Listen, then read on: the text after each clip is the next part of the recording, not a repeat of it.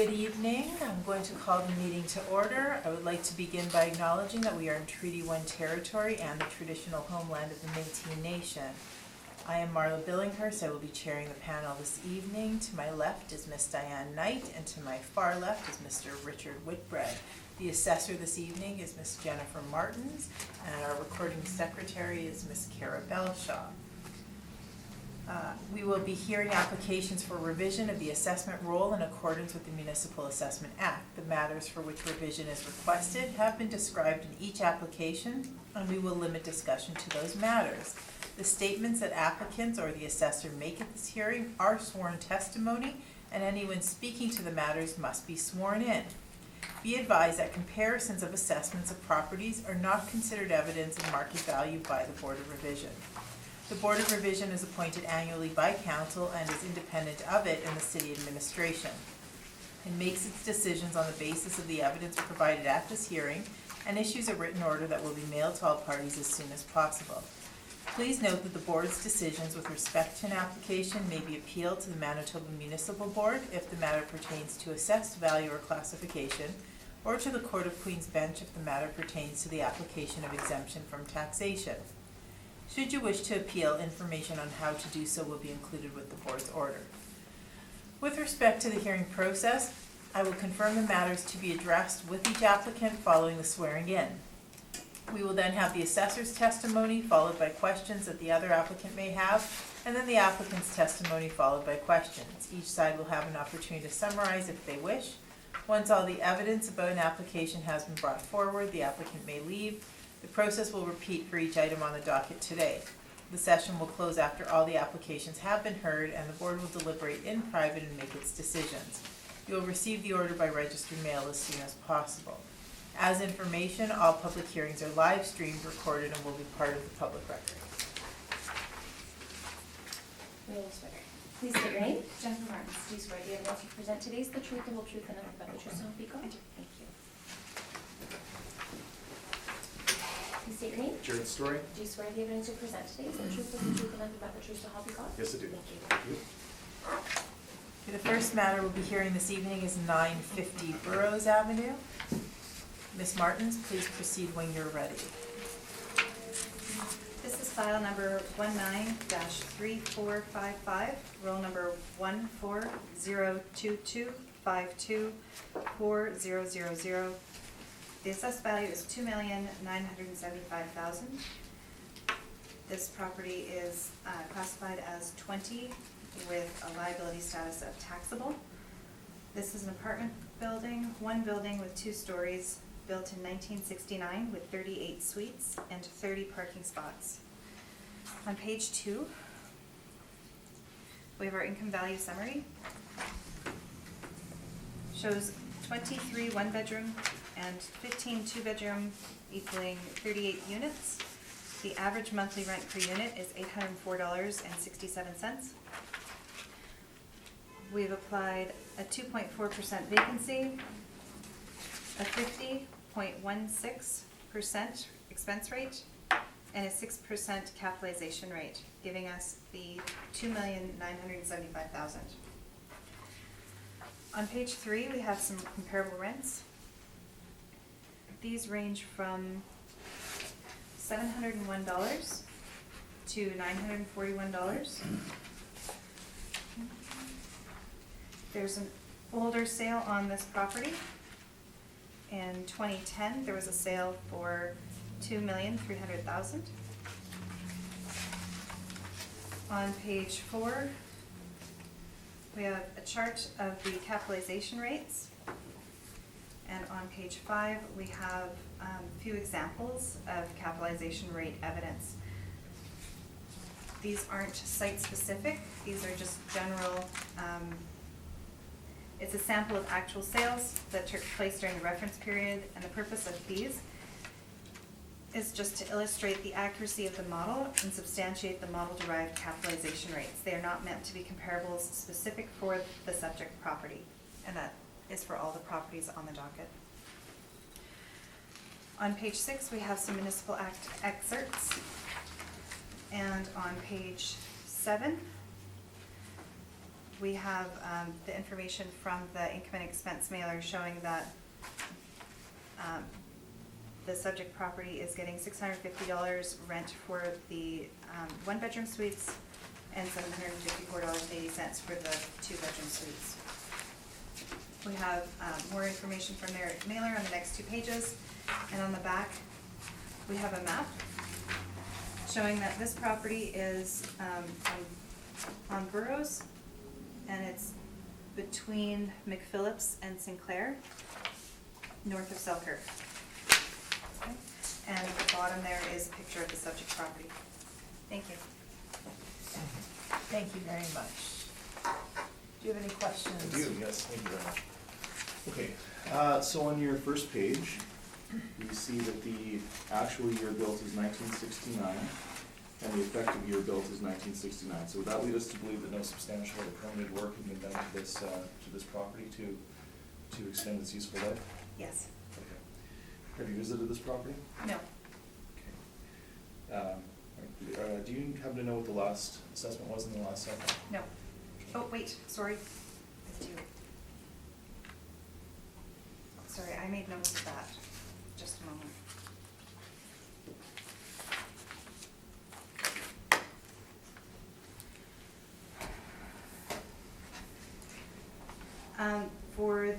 For 2018, the value on this property was $2,866,000. Okay.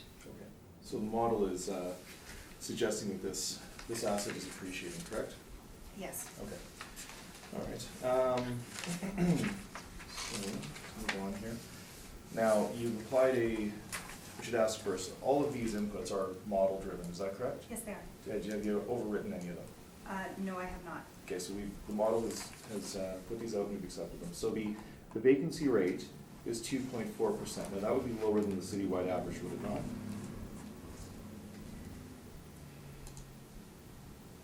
I'm not sure what the citywide average Okay, is. I believe the citywide average is generally somewhere between about 3%, 2.6 to 3%. Okay, that's fine. Now, the cap rate, in the last cycle, the model applied a 6.25 cap, is that correct? I'm not sure. Okay. No, it's just, it did. But do you think there's any reason to believe that this, that a downward cap rate adjustment from last cycle to this cycle is appropriate? I believe that is what we've put in through the model, and that's what the model is putting out, and I'm here to defend the model, so yes, I do think that is appropriate. Okay. And if just to note, if the cap rate is the numerical expression of risk, and basically, you can think about it as how an investor might feel about a potential purchase, if they have a sense of confidence or a general sense of uneasiness around things like the durability of the income stream, just the remaining economic useful life of the asset.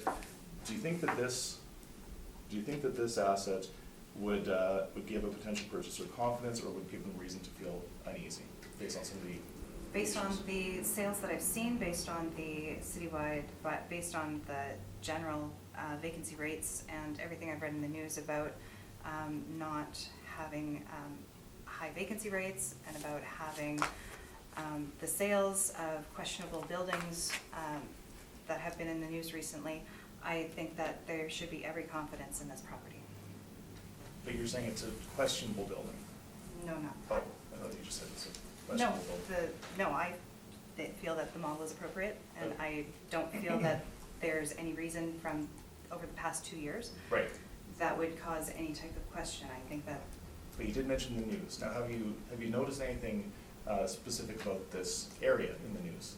No, but I did notice that sale downtown of the property that was vacant for, sorry, I just briefly read it, how long, and it sold for well above what it was assessed at. I'm not sure exactly what you're referencing, but let's talk about Okay, the Burroughs. should we talk about this one? Yeah, Okay. let's stick with this one. Sounds good. Okay. So are you familiar with this area at all? Yes, I am. Okay. Would you say that it's a desirable area to live in? I would say that it's doesn't suffer from a high vacancy rate. I would say that there's a lot of people that live here, and Okay. I would say also that it's not. Sure. Yes. Yes. It's a desirable neighborhood to live in, but for the value, the bang for the buck is Okay. definitely. So you worth mentioned the living in. vacancy being low. Now, the vacancy isn't particularly low here. There's a huge amount of discounts, so we have to induce people to live in this apartment. And did you notice the rents are well below market? This is not subsidized. These are real rents. This is what the market for this property is. Now, have you noticed that they're well below what we'll call the average rents, by the city, by CMHC?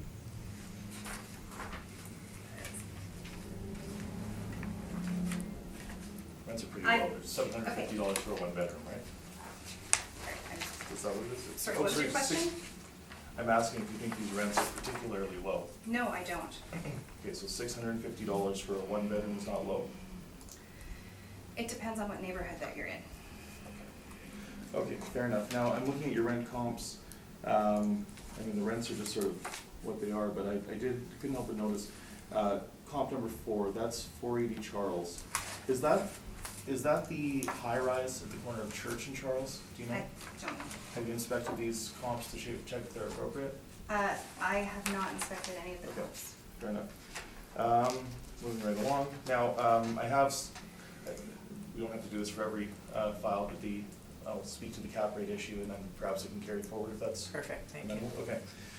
Okay, so we've had this discussion before. You're aware that 3 of these comps that you're using were purchased with the intention to renovate, is that correct? And the 3 being the first 3, so Roque, Talbot, and Maxwell. Yes. Okay, so do you think it's appropriate to use investment opportunities, assets that were purchased? with the Sorry, intention to sorry. renovate? Which, Oh, I'm sorry. He's looking on page On the 5. cap rate evidence? oh, Page 5, sorry, we were looking at Yeah. we were looking at page 3, Oh, I'm sorry, sorry. yeah, no, page Okay. 5, sorry. Trying to clip along here. Okay, no, that's. Got it now. Yeah. You got it? Okay, so the first Tell us 3 when you're turning a page, that's all. Okay, so yeah, page 5. Now, you'll notice those first 3 cap rates that the city is using are particularly low. So I'm asking the assessor if she's aware that those were purchased with the intention to renovate. She said they were, and I'm asking if you think that's appropriate to use them for the purpose of developing a cap rate study. Actually, yes, I do, because using our standards, it says if it's a significant difference. And specifically for the Roach one, we've looked into it, and it was, I think it was $100,000 that they reported that they were going to be spending on the renovations. And for the value, that's not a significant difference in value. So that fell within our guidelines. Oh, I'm sorry, so you're saying that the owner reported that they were going to spend $100,000 on renovations, and you're saying that's not significant?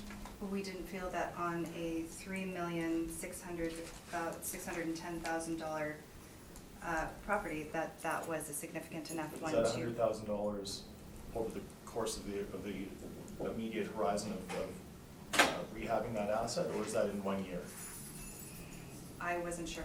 Okay. I wasn't aware of. That would make I haven't- the difference, because they might be. And as to 394 Talbot and 285 Maxwell Place, it did not come to our attention that these were going to be used for renovation until sometime in September 2019, which is well beyond the time when we were looking at doing our evaluations for this. Okay. Well, that being said, when you say that when somebody is purchasing an asset with the intention to renovate, Mhm. they're not actually buying the income stream in place, they're actually buying an opportunity. Would you agree with that statement? You're buying a financial opportunity. Sorry, can you rephrase the question? Yeah. Okay. When somebody buys an apartment asset with the intention to renovate it, they're not buying the in-place rents, they're buying the top end of that economic opportunity. So I would suggest that, or do you agree with that? See, I'm not sure I do agree with that. But, that being said, we're held to the standard that's the International Association of Assessing Officers, Right? and we've followed that standard in looking at our cap rates. Okay. That's fine, but, okay, I would suggest though that these are, these sub 5% cap rates look like discount rates or internal rates of return as opposed to cap rates.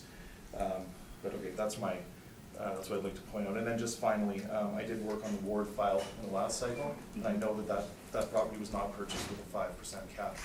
In the Altus cap rate study, there's actually an email from the owner to me, talking about purchasing it at 5.44. I believe Colliers has it at 5.5. At Altus, we've imputed it at 5.14, but I would suggest that 5% is also inappropriate. So that's my piece on the cap Well, rate. So I'd like to- I am familiar with the You've heard the ward argument. arguments. Okay, perfect. Okay, I've so heard that, both sides, yeah. okay, so that being said, do not think that these cap rates this cycle for the multi-family universe are aggressively low. This might shock you, I disagree with you. Okay, not shocked. I would suggest they're aggressively low. Okay, now, you included the mailer here on page 7. Yes. And the owner has told you that for a 1-bedroom, they're achieving a monthly rent of $650. Yes. And you're suggesting that doesn't strike you as odd? I'm or sorry, particularly low? why do you think that I Because a 1-bedroom should be closer to $900,000 a month. That would be the CMHC standard. You're aware of that, we use that in your model, right? actually, CMHC standard for the core areas for 1-bedroom. This is the core area. Which area do you think it is? This is the northwest quadrant of the city of Winnipeg, not the core area. Well, So the railroad tracks of boroughs.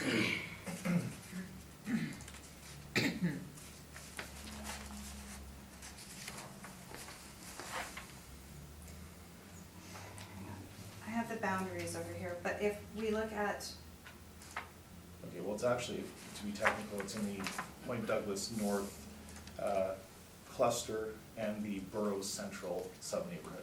okay, so Yeah. if we look It's over right at next to the Inkster neighborhood. CMHC, Mhm. over in these areas, it has 1-bedrooms at ranging from 646, oh, that's over closer to Midland, 597 to 612, and 2-bedrooms at 730. Okay, I'm not sure that that's. So it's CMHC charts? Okay, Okay. fair enough. Now, you said you're aware of well, I'll save that for my presentation. I believe those are my questions. Thank you very much. Thank you very much, Mr. Whitbread.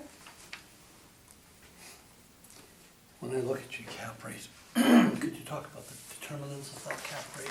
What are the important criteria for that cap rate? And specifically for this property? When we look at the cap rates, we're looking at items such as the neighborhood, the age of the property, the size of the property. And in this particular property, is there anything that drives specifically that 6%? That might actually be more along the lines of the quality and condition that have been applied to the property. So, Because that's one of the other factors that we do look at when we're looking at cap rate for a property. right, so you haven't inspected the building yourself? No. Somebody else did? On Um, another cycle? I'm not sure. I'm not sure when the last time that this property has been inspected or by whom. So how do you determine the condition then? At some point, it may have been added in that that's one of the factors that would indicate a higher cap rate than some of the other properties in the beginning. So in your opinion, not age, not location, not size, condition would Um, probably be? I'm thinking it's a combination of all of these things. Oh, so, It's okay. not like, our cap rate isn't determined by, it's not a shopping list and we go, oh, this one today or this one tomorrow. Right. It's, But I've heard other assessors say predominantly it's location because of where it's situated, but you're not saying that. no, I'm not saying that. I'm saying all of these features all add up Okay. together. No other questions, thank you. Thank you. No questions at this time? I have no questions either, so please proceed with your Thank you presentation. very much. Okay. 950 Burroughs Avenue. All right, so this building was built in 1969. As we've established here, there's been no substantial upgrades or work to prolong its effective useful life, so it is true to its vintage. It has 23 one-bedrooms, 15 two-bedrooms.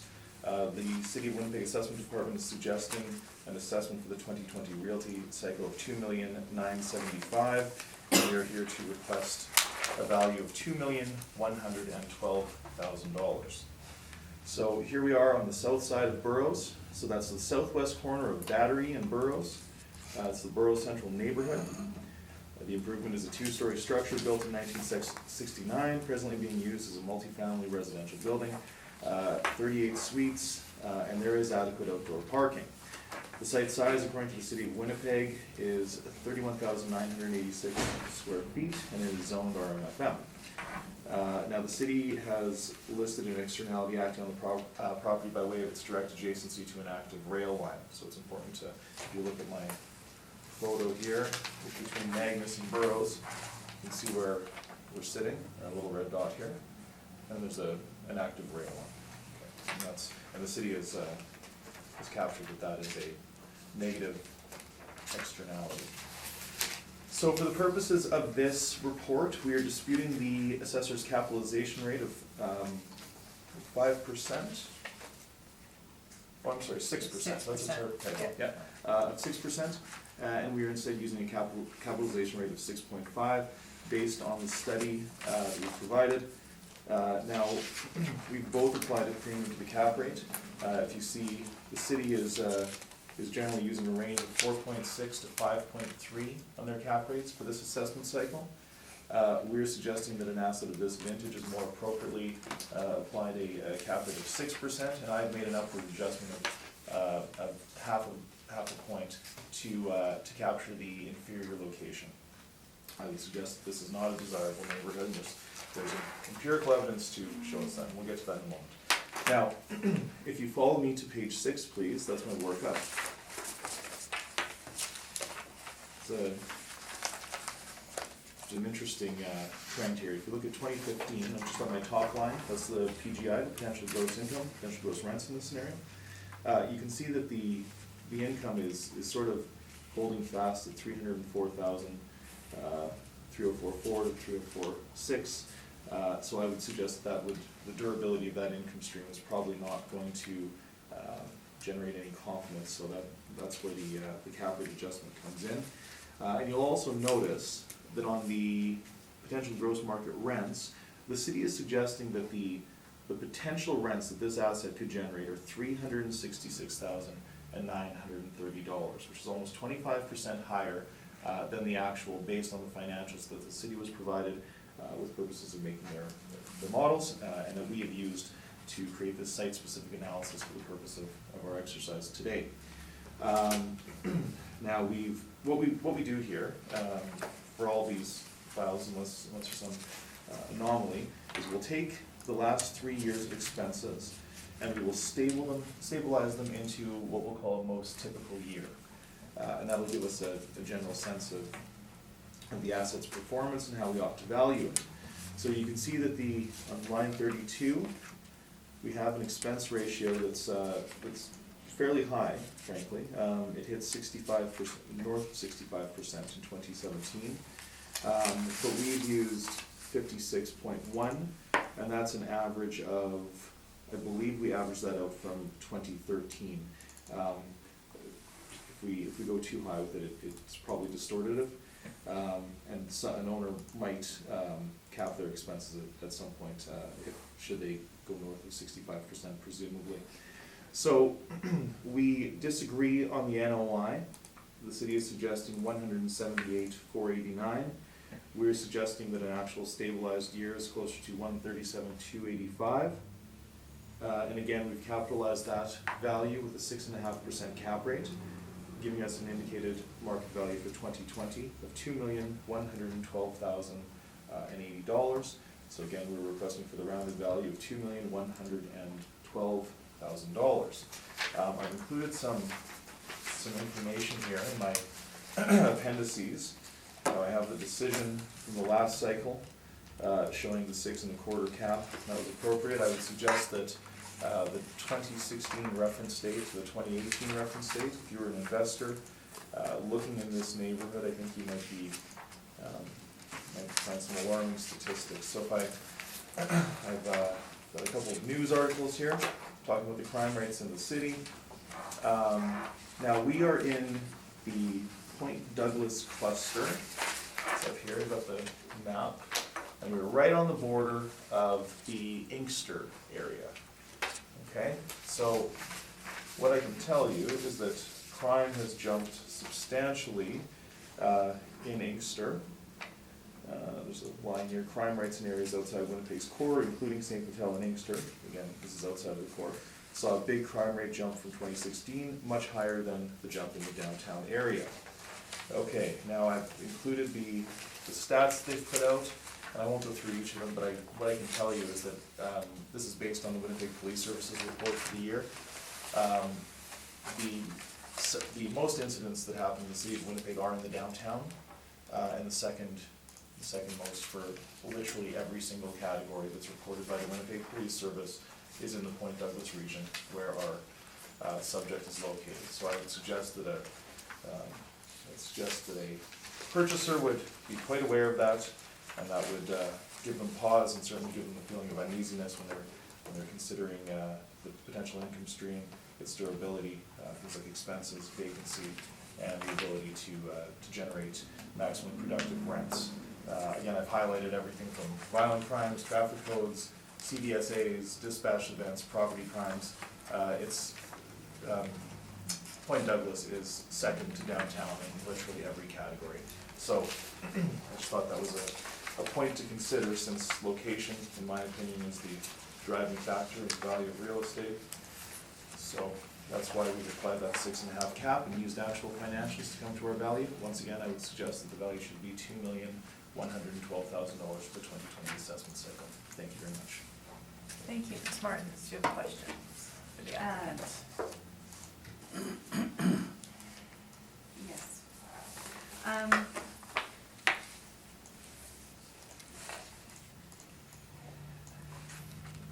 So, are you saying that the entire Point Douglas area is now influenced by this, that being on the border of these, like, you're applying this whole? And being at the railroad tracks on and Charles and what's up here, that's you're at the corner of Burroughs and Battery. So yeah, I would suggest that there's a negative influence there, to be certain.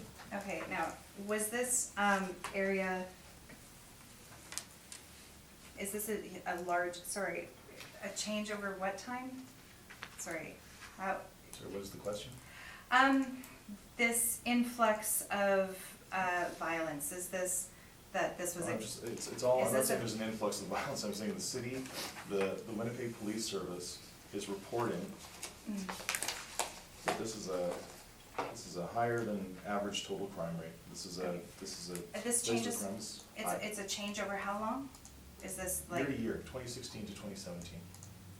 Okay, so you're saying that this influx of bad stuff justifies a 26% decrease from the 2018 value? I don't necessarily agree with the 2018 value. Is it under appeal at municipal? I'm not sure. I wouldn't have been working on that file at that point, so I don't know. Okay. Do you? I would also suggest, since we're talking about it, I would suggest that this didn't happen overnight. This neighborhood has been like this for some time now. Okay, Right. so that would perhaps also be influencing the previous years of value? That this One would neighborhood? hope so, yeah. Okay, One would so hope so. this isn't a gigantic change that has happened overnight? No, this neighborhood has always had you could say that this is the location is a negative for this property. The city applied a 6.25 cap last cycle, and now they've changed it to a 6, and that's illogical.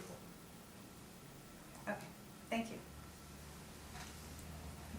Thank you. Mr. Whitbread, any Mhm. questions? So if I get you right, you're saying this is not a change, it's not an influx. No, it's not a sea change overnight. It's been going on for a number of years, as we all know. characteristic of the neighborhood. Correct. And I'm looking at your evidence, and I saw a 0% vacancy rate. No, it's the vacancy is included in the potential market rent. Okay. There's vacancy and discounts. Do you have any sense of what that vacancy? What the actual vacancy is? Yeah. Well, so in the last cycle, vacancy was very high, but so were rents. So we can't really isolate these two factors, they're functions of one another. The rents here are extremely low. So the vacancy is not going to be extremely high, but when we look at the rent discounts that are captured in the financials, they're quite high. So we have to induce people. In my mind, a rent discount is very close to a vacancy. It's vacancy discounts and collection loss. So, so there has to be some inducement there, and the way that we, sometimes the way that we have to counter vacancy is either by spending a great deal of money on the suites to make the property more appealing, or we go with the budget scenario where we induce people by giving them value by lowering the rent. So I understand as well, did you say that investors may not have confidence in the income stream in this building? I think the durability of the income stream would be something, if I were an investor looking at this building, there are a number of factors that would give me pause and give me a sense of uneasiness as opposed to a sense of confidence. Yeah, so I was correct in Correct. hearing you say that, and you say that in spite of 50 years of an income stream. This building is 50 years old, I think this and has been earning income Yeah. in a neighborhood that you say has been under Well, I think Burroughs. change or, I think this neighborhood was, I think Burroughs in 1969 was a lot different from Burroughs in 2018. I think it's a different, yeah, Yeah. but that didn't happen just over the last couple No. of years. no, Okay, it is an income producing. yeah, property, so, okay, yeah. I just want to make sure I understand your points Sure. and your evidence correctly. Did you inspect the building yourself? I did an exterior, yeah, so I An do, exterior? yeah, I don't tend to go into apartments, that'd be an invasion of people's privacy. So that's why we have no photos then? Yeah, no, I do an exterior, and then I do just a general neighborhood, just to get a sense of where we are, so I do that for all these properties. And do you have any sense of what the condition of this building Not- inside? Not inside, outside it looks, you know, it looks like an unimproved 1969 walk-up, yeah. Okay. Yeah, there's nothing outside that would tell you that it's below average, is there? Just that it's on the railroad tracks, which is not Yeah, a. that's not a Not- condition. Right, yeah, Right, yeah, no. that's a location issue. No, it's, no, it just looks like a sort of unimproved older apartment building. It's not covered in graffiti or falling down or anything like that, but it's certainly, yeah, it's just, it's an old apartment building and. But, thank you, no further questions. Thank you, Ms. Knight. No questions at this time. Outdoor parking stalls, so they charge rent for them? That's a good question. I believe they do. I I charge believe- $22 for them or $25. That's it. Okay, so are they all rented? I don't, that was not included with the owner's income and expense, I don't believe, so I'm not sure. I would guess not, but that would just be a. That would just be a guessing, guess? Yeah. So the rent for the parking stall is not included in your Oh, yes, it calculations? is. Absolutely. Okay, so But where? it's included. It's, well. Oh, is it it's on on this, the- in my Yeah, so it'll be, park, oh, number 10, Yeah. sorry, there it is, okay. yeah, it is included. Sorry, thank you. It looks to be $25 a month. Okay, thank you very much. Those are all my questions. Thank you. Is there a need for summary? Yeah. Thank you very much. Okay, thank you very much. Thank you for pointing that out. It's been a long day for me.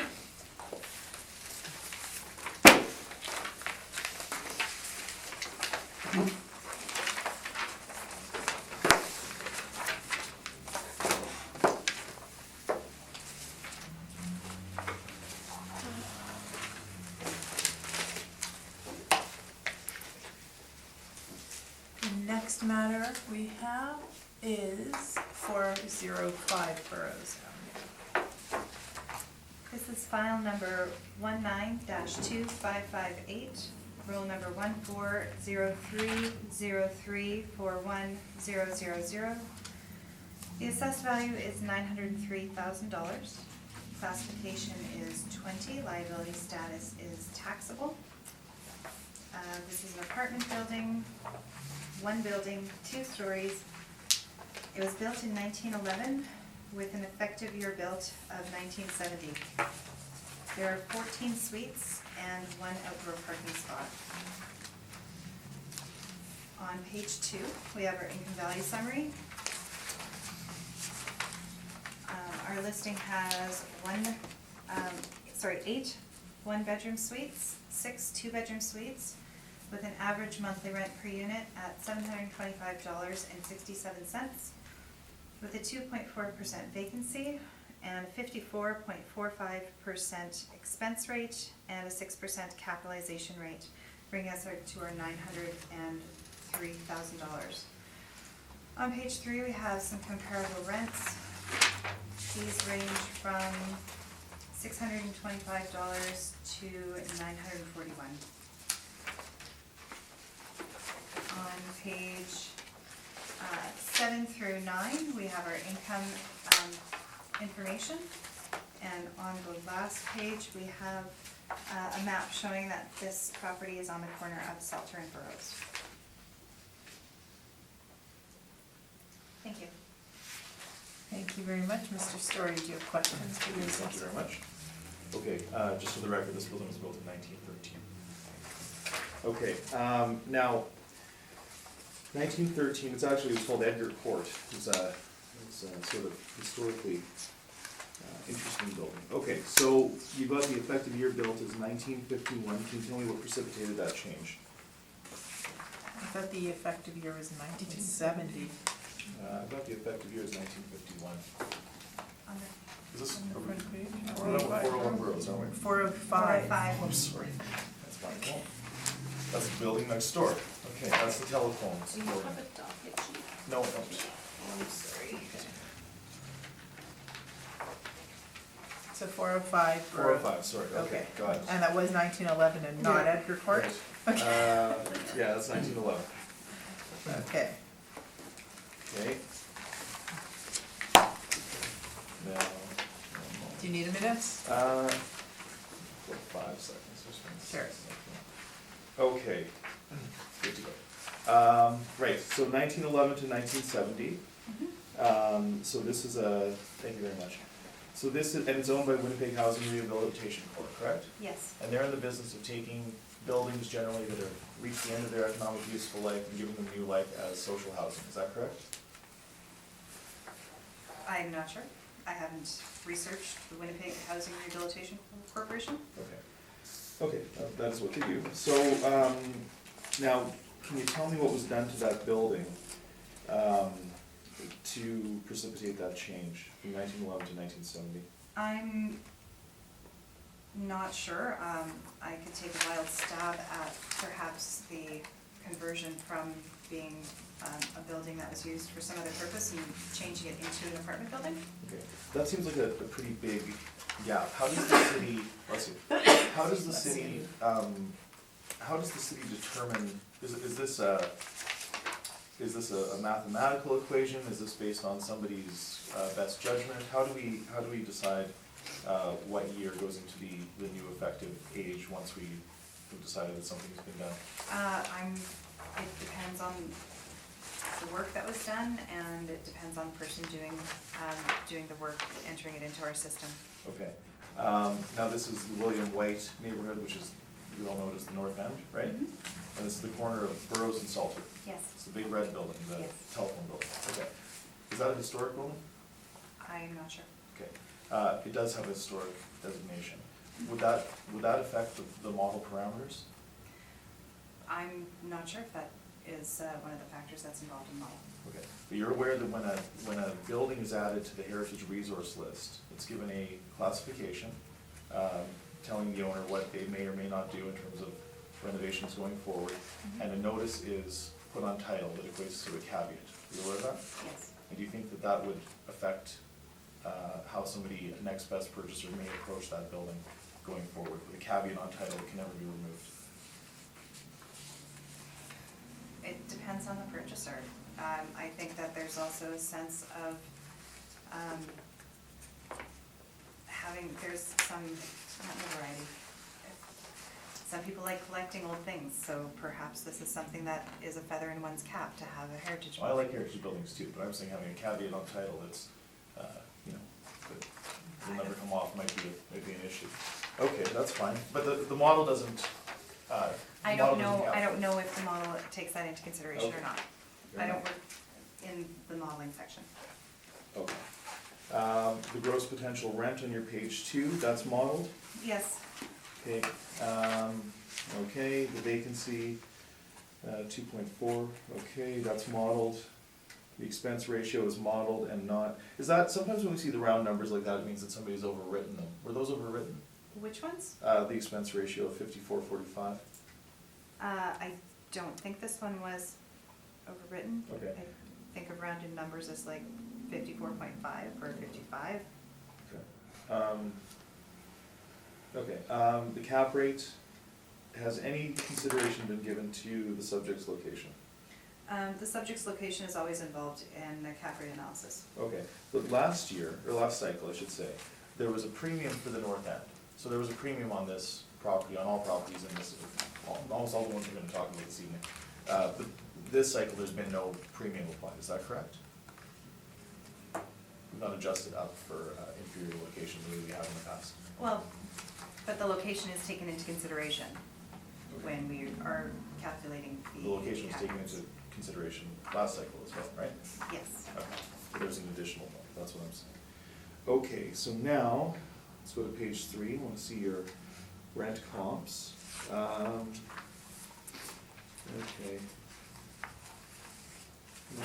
Well, this is sort of interesting, just to give you a sense of this neighborhood, that one on 131 Alfred, did you look at pictures? I know you didn't go to them, but did you look them up or look into anything about them, any research whatsoever?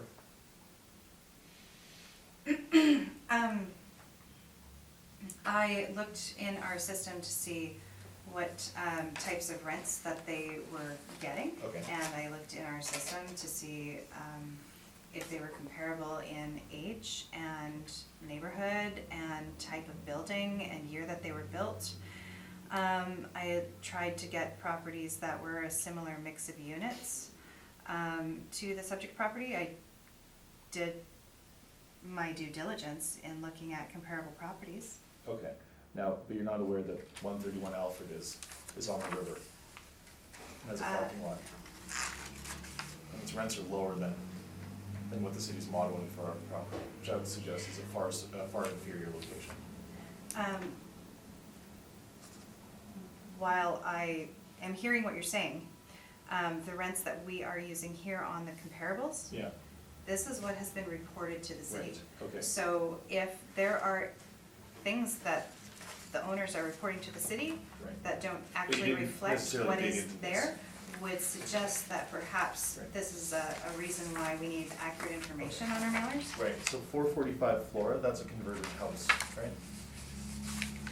It's four units in a 1970s two-story, that have been converted to rental units.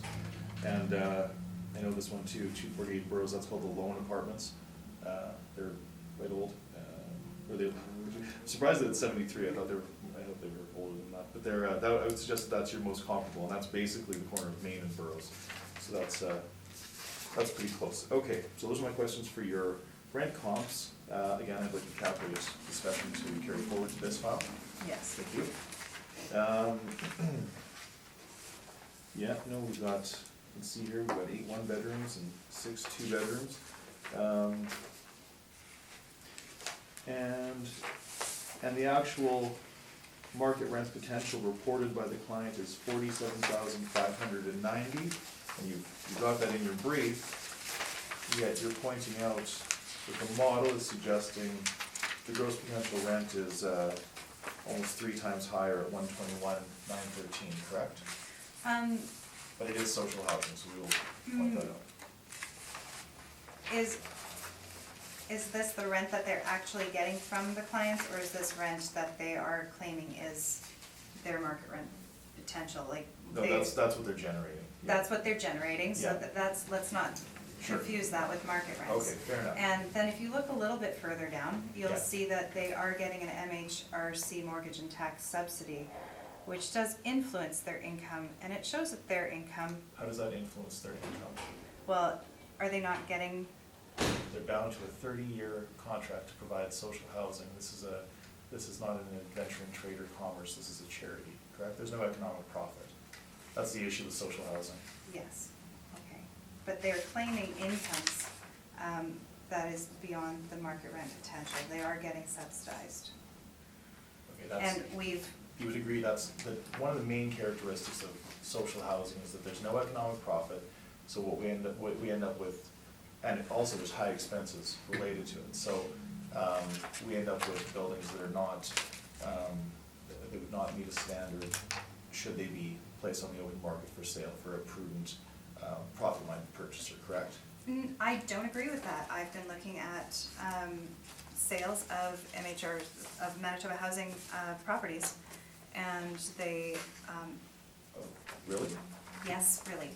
Okay. I've been looking at the sales that we have, and what you're suggesting isn't what is actually There's a happening. big sale on the unit downtown, but that's the only one that I can think that would be relevant. Is that the one you're referencing? No, actually. Okay. I've got a list of 4 or 5 of them that are post-reference, so I cannot bring the information as evidence this go around. Okay. We do, however, have, I would suggest that perhaps I disagree with your assessment of the state of social housing. And I would suggest that as social housing, we haven't been valuing them using the actual revenues that they are attaining, because they're there for the purpose of social housing. This is a Right. requirement that we need to So what provide we can do housing is- for the people in just our so we're all on the society. same page, So, Okay, wait, Yeah. suggesting that perhaps we use their income that they're getting as actual rent and Well, comparing it to the market rent that That's we're not what I'm using. doing, I'm just pointing out that they're not generating any economic profit. That's the important thing to talk about when we're looking at social housing.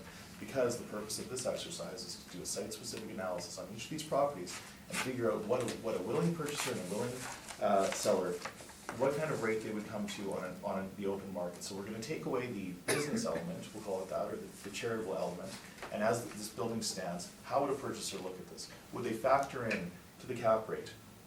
This has been a social housing unit for a number of years. Would that factor into their cap rate? Would that factor into their feeling of confidence or uneasiness as it relates to purchasing this asset? Sorry, are you asking? Yeah. Okay. It may, but I think that there are purchasers out there who are interested in that. Okay, those are my questions, thank you. Okay, thank you, Mr. Whitbread.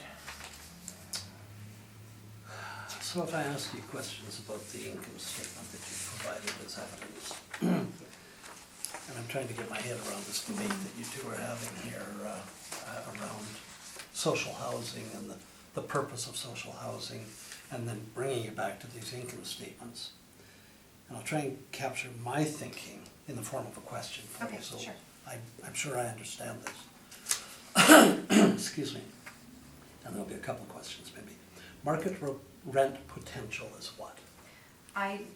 That is the information that they provided Yes, to I us. understand. So I'm not sure what their definition of that is. For us, when we're looking at projects like social housing or like seniors residences and things like this, that co-ops, we often turn to CMHC and we look at the rents that are geared that way, and we use those as more reflective as comparables as opposed to using the actual rents provided. We look at what we get in the neighborhood from our rental comparables, from the income expense statements that are given to us by property owners that are not social housing, and frequently we'll look at the CMHC. Would you agree that you often get a line item, excuse me, under revenue, talking all day, ability to pay? Ability to pay, That would be a revenue line, and then there's a subsidy below that from yes. some agency that tops it up. And Yes. so here we have market rent potential. And you may not know the answer, but do you think that might be ability to pay? I would assume that it would be ability to pay. Okay. And maybe Mhm. the appellant can shed some light on that later. Yes. But, so then somewhere in here I saw another bump up or a bump down, no, it's a bump up, mortgage and tax subsidy. So that would be the bump up, similar to what we see in the ability to pay properties. Yes. Okay. But then, surprise, surprise, it all flattens out. The expenses equal the revenue at the end of the day, and it becomes a zero Yes. profit Yes. property. But in order to get a value that is a market value, we need to take a look at what the market is doing and how we compare this with the market.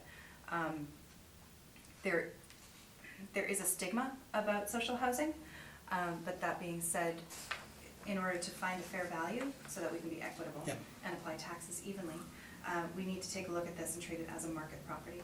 And that's what we try to do. That's why we're here, to try to find a good market value, and not necessarily use it as subsidized housing or social housing. We need to take that aspect out of it somewhat so that we can find a good value, because we don't have an adequate income stream on this one because it is a subsidized property. And so my thinking has to be that I need to get out of these income statements and come back to your model-driven information and try and work with that, and then listen to the appellant's presentation. Yes. Okay, so that's good, because I have not seen one of these properties, subsidized property. It's all been on ability to pay. I appreciate your information. Thanks.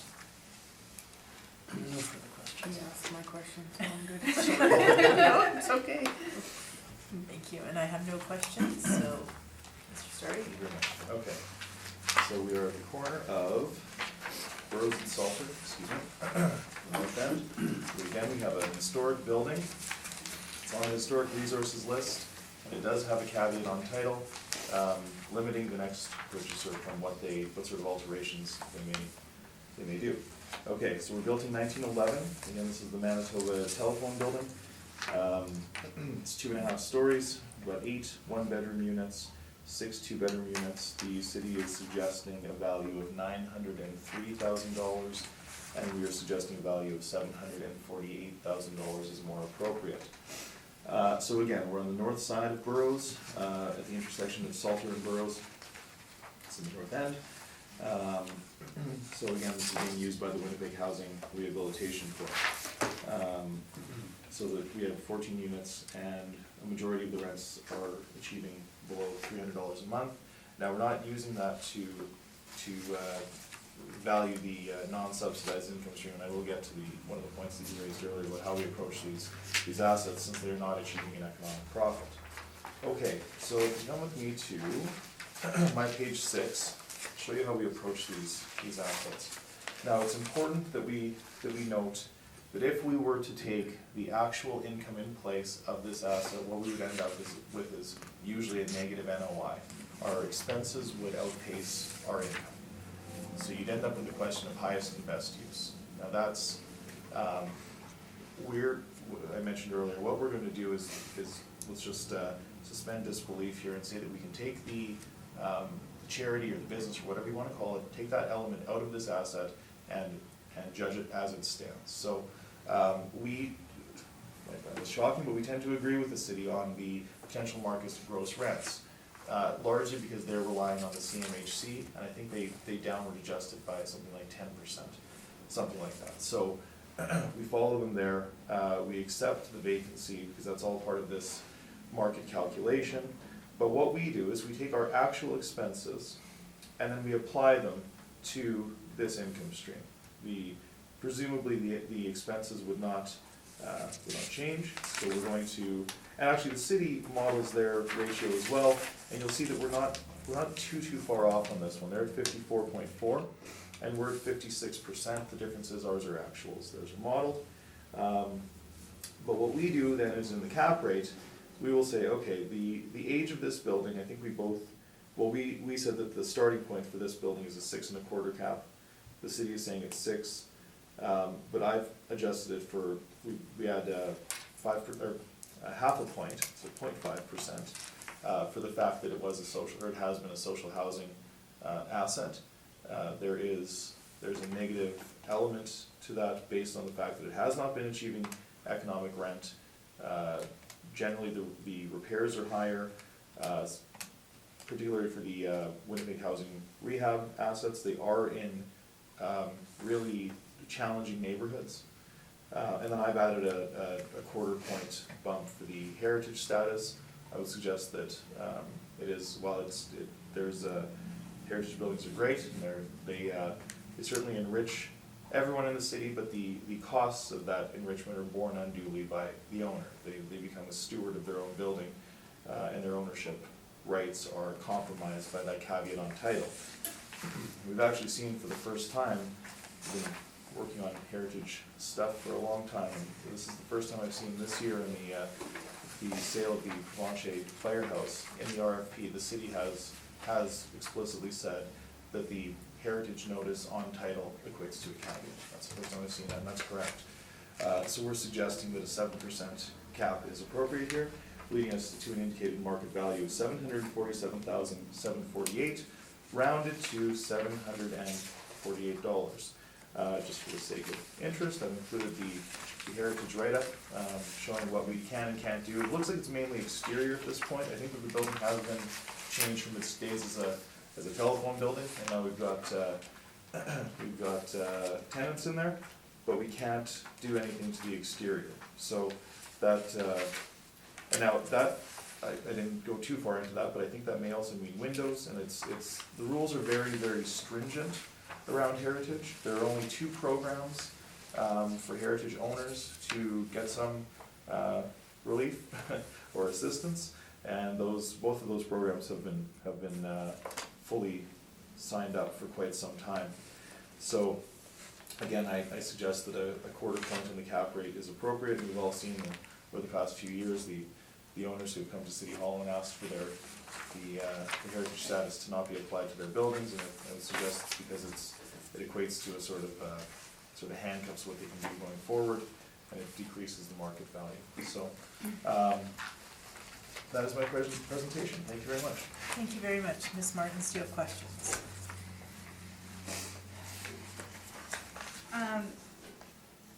Do you have any comparables to show that 0.5 on the cap rate is appropriate for being involved with social housing?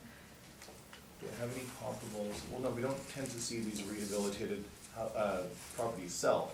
That's how they become. That's how they start a second life as a social housing unit. You'll see we've got a number on this docket where you can see that we've got one that used to be a police station, right? So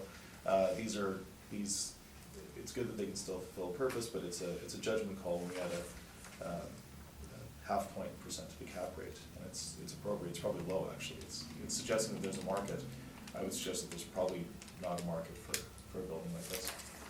Okay, so the adjustments to the cap rate are just based on your thoughts and feelings about the cap rate? They're based on a professional opinion. We apply that across the board for social housing. Okay, thank you. Okay, Mr. Whitburn? No, I like it all, thanks. As am I. Thank you very much. Is there a need for summary? No, thank you. Thank you.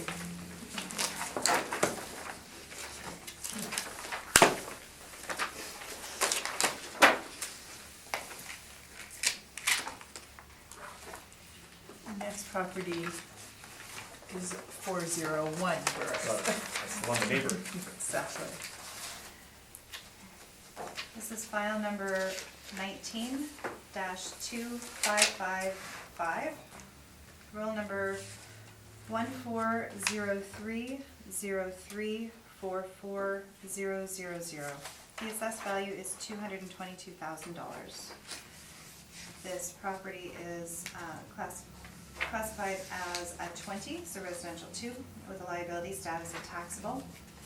This is an apartment building, 1 building, 2 stories, built in 1913, with an effective year built of 1951, with 5 suites and 1 outdoor parking spot.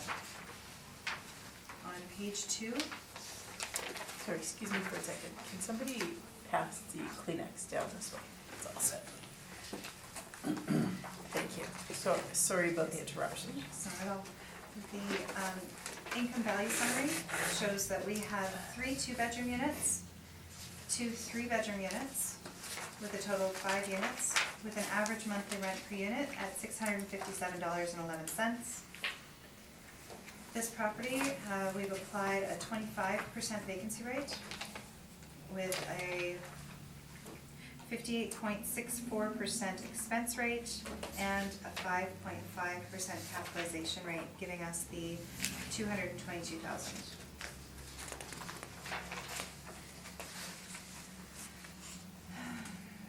We have comparable rents on page 3, ranging from $628 to $941.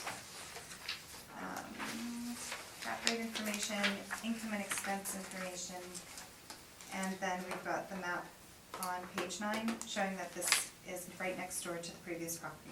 And there's a little picture. Thank you. Thank you very much. Mr. Story, do you have any questions? Yes, I do, thank you very much. Okay, now, I'll belabor this, but have you ever seen this building in person?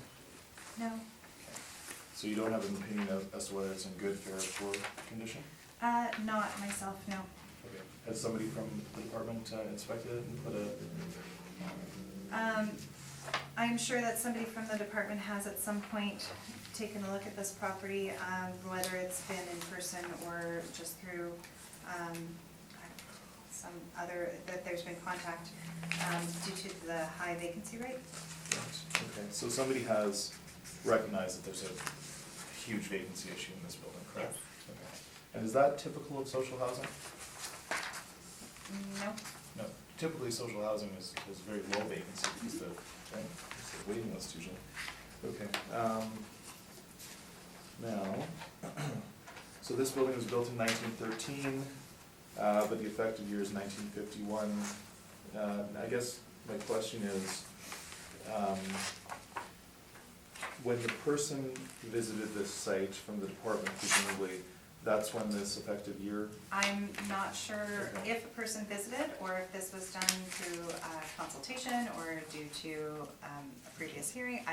I have no knowledge of that contact. No, the reason I ask is because sometimes we see these large age adjustments, and it's, if you're clearly not changing the envelope of the building or anything structural, so if you're changing the flooring or something like that, it's probably inappropriate to say that you've extended the assets effective useful economic life, but, okay, but this is there's one outdoor parking spot, that would be a negative, right? Probably. Okay, and it's D-class construction, is that correct? Yes. Okay, it's fine. Now, and to be fair, part of the high vacancy is the fact that there's only 5 suites. So Yes. 3 of them are vacant, we've got it's a major problem. But it's, does it say anything to you when the vacancy is that high and the rents are that low? Would that indicate to you that there's maybe something undesirable about either the property or the neighborhood or something? I would say that with a vacancy like that, it would be worth taking a look at this property Right. individually, not making a flat judgment call regarding the neighborhood. Okay, but it might be the building, it might be There something. it could be any number of things. Right, and if you were a purchaser and you were looking at this asset and you said, well, the rents were extremely low, but the vacancy is extremely high, that's inverted, that doesn't make sense. So would you not adjust your cap rate accordingly?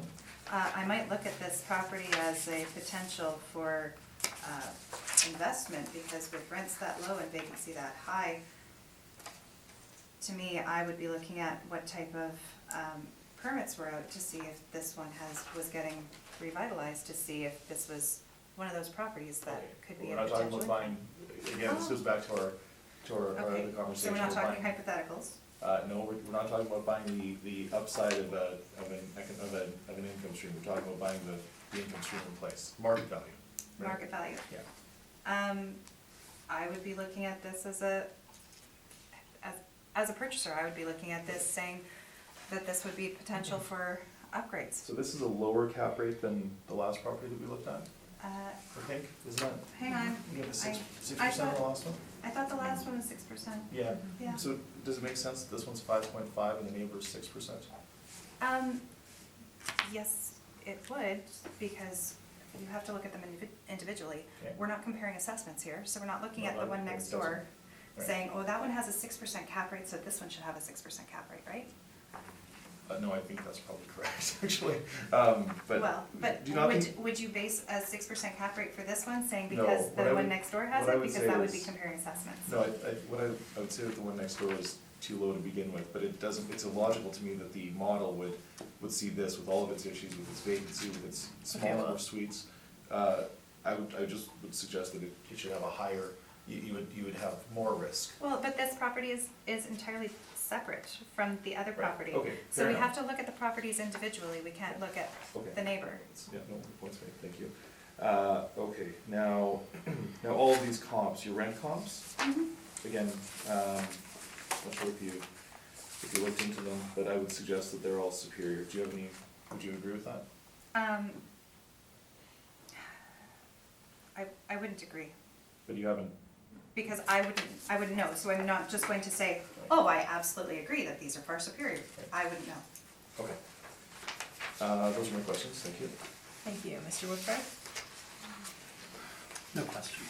Ms. Knight? No question. I have no questions. Mr. Story, please proceed with your presentation. Thank you very much. Now, I'm just coming to my attention now that my page where my valuation sheet is not photocopied, and I'm not sure why. That's the first, okay. I've never had that happen, that's very odd.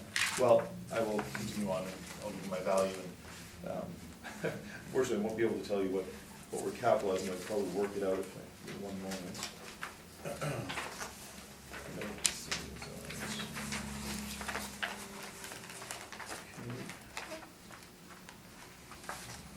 No, it's not there in this one. It's in the other one. This is the page he's talking about that he's not. Right, but it's not in this Yeah, property. okay. Right, I thought you Yeah, you no, wanted no, no, no, yours, so no, I no, was no. like, No, I pulled it. Oh, So I sorry. knew what I was Sorry. looking for. Yeah. Okay, so that's what it is. We are at.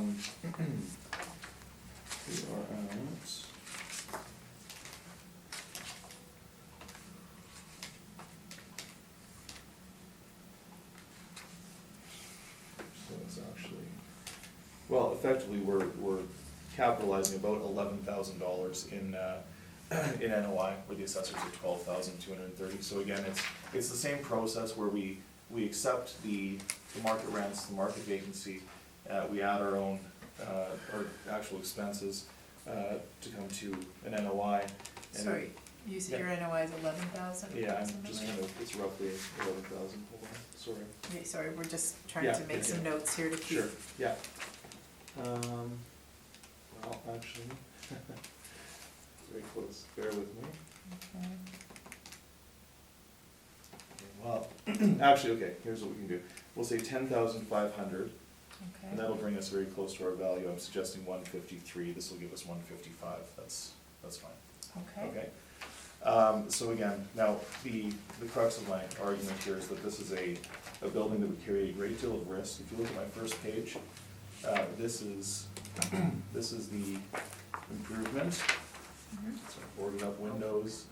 It's clearly construction from the turn of the 20th century. You can see the old keystones are still in the windows, and there's this, not sure what to call it, it's sort of balconies, but it looks to be sort of homemade. When you see it in person, they're just kind of 2x4s that they've created these little balconies, so that's what it is. And again, this is at the corner of Burroughs and Salter. Built in 1913, being used as a shelter resource for Winnipeg housing. It's 3,003 square feet, zoned for R2. Now it has a total of 5 units, and it has a long-term chronic vacancy issue.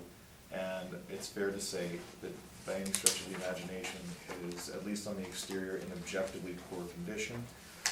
So I've mentioned that we're gonna look at capitalizing $10,500 in NOI, and we are disputing the assessor's capitalization rate of 5.5%. We are instead using 6.75, and that is based on the fact that this building is pre-1946. We don't generally agree with the age, effective age variance, unless there is some structural work done that does affect either the foundation or the building envelope. Clearly, that's not been done here. So we will take our base at 6 1/4 and adjust it up to meet the condition, the inferior location, as well as the use of social housing. And so then we are requesting a value of $155,000. Thank you. Thank you. Ms. Martins, do you have questions? No, thank you. Mr. Whitbread? Nothing, thanks. Ms. Knight? So just to confirm, 6.75 is your cap rate you're Yes. asking for? Okay. That's all. Thank you. I have no questions.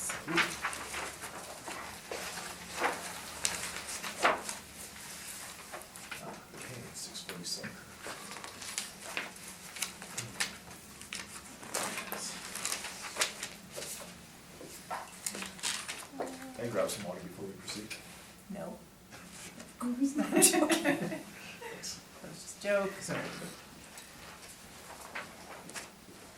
We all wanna move on. Okay. Let's see.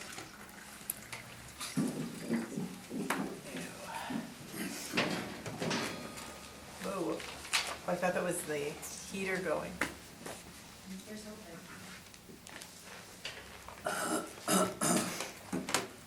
Just cranking it up. Oh, good. Yes, I'm liking my scarf. Oh, good, good. Oh, sorry, I'll move my purse a little bit. That's okay, you guys can keep going. Are you sure? Yeah. Okay. Sorry, 640 Selkirk Avenue. Please proceed. This is file number 19-2314, roll number 1401041900. The assessed value is $234,000. Classification is 20, so residential 2. Liability status is taxable. This is an apartment building, 1 building, 2 stories. The actual year built is 1915, with the effective year built being 1922. There are 7 suites and 1 outdoor parking spot. On page 2, we see that there is 1 one-bedroom suite and 5 two-bedroom suites. The average monthly rent per unit is $546.43.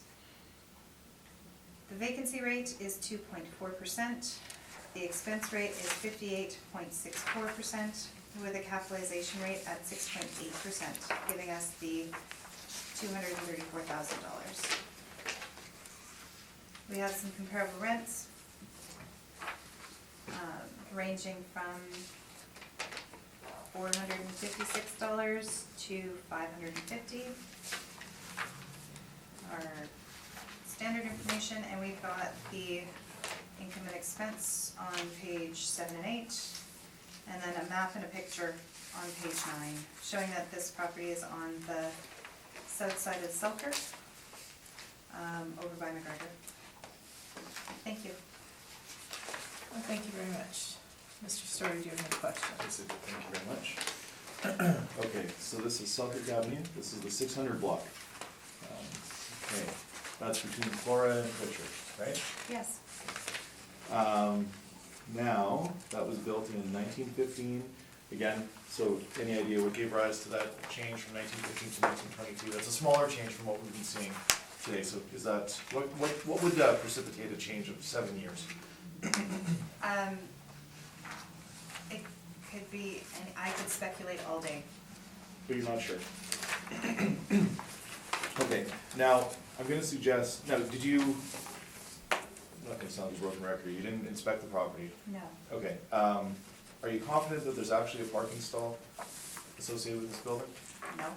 Okay, would it make a material difference in terms of the model if I told you that there's no parking associated with this building? I think the difference between 1 parking spot and no parking spots is relatively minor. But we're talking about a model here, so if we have 0 parking, does that sort of recalibrate this assessment in the submodel? No. No? Okay. Wood construction, and this is an older building that they've done some stucco work on. It's blocked very well. Okay, now, the 6.8 now the vacancy's at 2.4, okay. 1 bedroom and 5 two bedrooms, do you think that's a good suite mix for this area? For this area, sure. Okay, There's only 6 units. yeah, generally, we would see more bachelors and more 1 bedrooms, I would suggest, would you not agree with that? I would not. Okay, that's fair enough. The cap rate is higher than what we've seen today, certainly, 6.8. Now, was that adjustment made for age or location? Was it, are those the factors that cause an upward adjustment to the cap rate? There could be any number of factors. It could be the quality, it could be the age, it could be the location, it could be the size of the property. It's So the those are all model. negatives? No, those are all factors that influence all of the properties in the city. So whether the age of a property will influence the cap rate. Right, so it's So I'm not saying specifically, this is the one thing We that, generally see higher cap rates for older properties, do we not? Generally, generally. okay. And it's just location. I'm not sure if this one is, You haven't seen it, you haven't visited I, it? no. You don't know the conditions, okay. Now, in one of your comps, one thing I noticed, I did the calculation on your average monthly rent per unit, and that's not actually an average of these comps. So, What? the comps that you're using? Oh, that's not what that means. Oh, this is just to, well, why don't you tell us what that means? Are you talking about in my income value summary? No, I'm talking about your rent comparables. Okay, the average monthly rent for, Yeah, you've got 546.43, and then you've got a set of 5 comps. yes. And I'm suggesting to you that if you actually take the average of the comps that you presented, it's $513, not $546. No, but the $546.43 isn't the average of the average comparables. Okay, well, how is that number generated? If you look over here on the income value summary, Yeah, and we see the gross potential rent, and we divide it by the total number of units, okay, and you're getting that then gross we potential have an rent average from- monthly rent per unit. Okay, fair enough. Now, okay, we're using actuals anyway, it doesn't, we're accepting it anyway, but I would suggest that the model was inappropriate, it's pulling a house on the suburban part of Bannerman Avenue that would be far superior. Just a moment. Yeah, 585 Bannerman, These rent comparables, yeah. the model doesn't pull them. Oh, you chose that?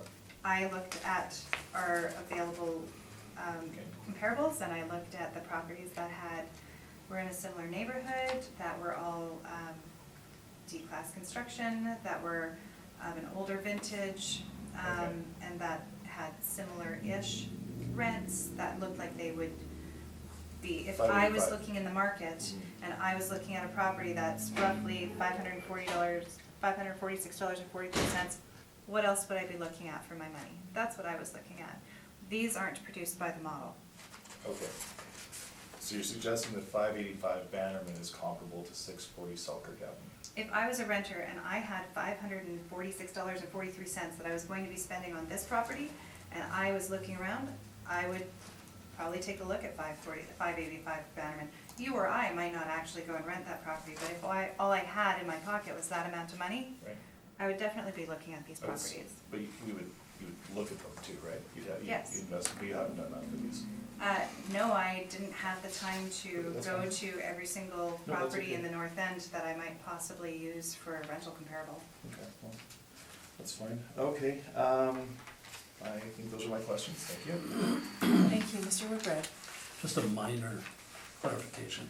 Page 1, you say 7 suites, but everything else I'm reading says 6. Is that just a Yes. typo? I would assume so, yes. Okay. There are 6 suites. Otherwise, no, I'm fine, no questions. It's late. No questions. I have no questions. Mr. Story, please proceed. Okay, again, we're at 640 Selkirk Avenue. We have a building built in 1915. It's 2.5 stories, and it's being used as multiple family residential. Site size is 3,069 square feet, zone C2. We do have 6 units, with 1 one-bedroom, and 5 two-bedroom units. And again, this is a asset that's currently being used for social housing. The assessor is using a 6.8 cap. We are instead applying a cap rate of 7.1, and that's condition, that's location, that's social housing, but that's effectively our starting point. This year, our range indicates that assets pre-1946 in generally good locations would get a 6.25 to a 6.6% cap. We're suggesting that this should be on the high end for all the factors taken together, and then adjusting upwards to 7.1. So the resulting market value as of April 1, 2018 is therefore $176,000. I have my workup this time, and you can see this is on page 7. You can see that we've accepted the modeled market rent, so we have to deal with the fact that we're not achieving market rents here. We're in a subsidized asset. Now, if you look at the highlighted line, you can see that if we, I just included this for the sake of discussion, it's not what we're relying on, but you can see that we're losing $4,000 in 15, we're losing 7,000 in 16, and in 17 we lose $24,000. So if we were to value the income stream, we'd end up with a negative NOI, and for this asset particularly, we'd most certainly be in a conversation about highest and best use, and we'd be talking about land value minus cost of demolition. So as we do, we've applied our expenses. Our expenses come to, actually they were above, I believe they were 72% when we used actuals. I capped them at 65. Again, to avoid getting into a conversation about why we're not looking at this as land value only, which is not an inappropriate suggestion. But I've used the 7.1 cap rate to capitalize $12,500 in net operating income, leading me to an indicated market value of $176,000. Thank you very much. That's my presentation. Thank you. Ms. Martins, do you have questions for Mr. Story? Yes. For your repair and maintenance, 2017 appears to be significantly higher than the other years. 2017 appears to be higher. Yeah, it is higher. It's $14,000. Do you have any information about why that is higher, and if any of the... No, but you can see we've averaged it from 13 to 17. That's a good point. So sometimes when we have an anomaly, we will stabilize it. We'll try and smooth that out by taking a longer time horizon. So you're correct. There was work done on this building in 17. That's not atypical that these buildings go for a period of maybe not being upkept for some time, and then when they do some work on them. But I would also suggest that $14,000 worth of work on an asset of this vintage is probably not it's not going to make a material difference in terms of its market desirability.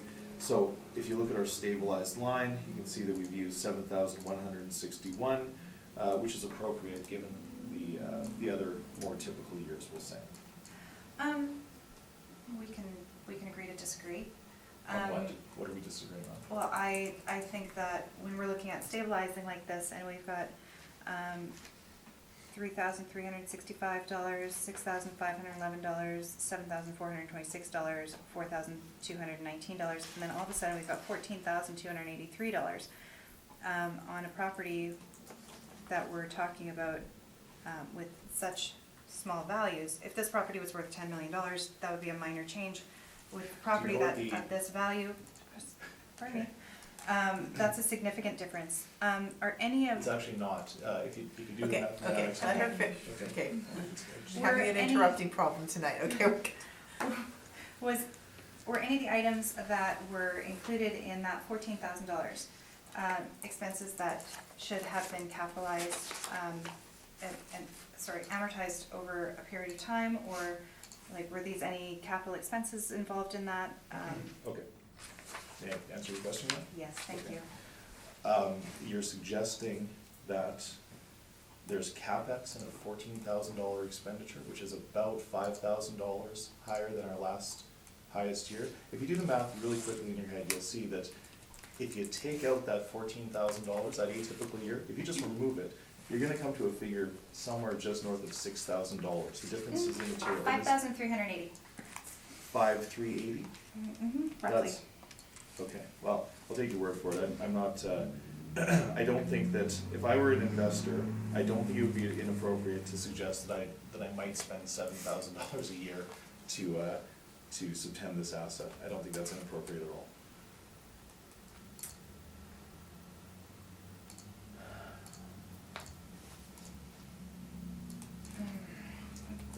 That would.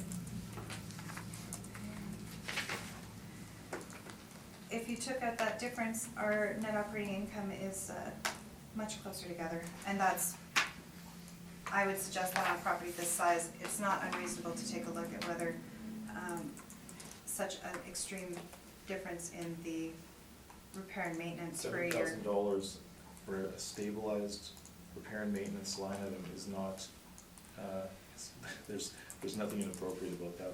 Okay, I'm sorry, thank you. I don't believe that. Thank you. Thank you. Mr. Whitford? And I'm just focusing on line 5 in that same document and looking at a trend. Your vacancy is moving from 7 to 32 to 54%. You've stabilized at 2.4. I see Well, that. we've taken the market parameters, yes. But is there something you know about the building that would suggest it's half empty? Yeah, in It's in, 20 it's in poor condition, it's in a poor quality, it's in an inferior location. And it's also, I mean, that, again, we spoke about how vacancy looks. When you have three empty suites, Mhm. you're at 50% vacancy with this asset, there's only 6 suites. So, yes, it's high, and it's a good point that you're bringing up, because in social housing, it's not typical that we see high vacancy. Right. Yeah, so there is, and that's, again, why we adjust the cap rate for these types of properties. They tend to be in lower than average condition, and they tend to be in inferior locations, and this one certainly is. But this one, What's that? you're not personally acquainted with anything specific. Did you inspect? I've been around it, I know this block very, very well. Again, did you go in? No. No. So there's nothing you know specifically about this? I see boarded up windows. It's boarded up windows. Not on this one? It's next to a sort of a pharmacy and medical clinic that's, Okay. Nothing you're aware of though, so well, I'll, it's I would, nothing in particular besides actually the quality of the building in the area. yeah, okay, got that. No further questions. Right. They both asked both of my questions. Sorry. No, I'd rather you ask them. This one, are some of the suites in the basement as well? That's a good question. No, actually, are they? Yes, they are. Well, I can't say for certain, that might be laundry. No, actually, probably not, given the layout of this building, I would imagine that the basement is storage and maybe laundry. So I would think not, I would think that they're on just the first and second floor. Okay, thank you. Those are my questions. Is there a need for summary? No, thank you. Thank you. Thank you. Perhaps we'll take a short break.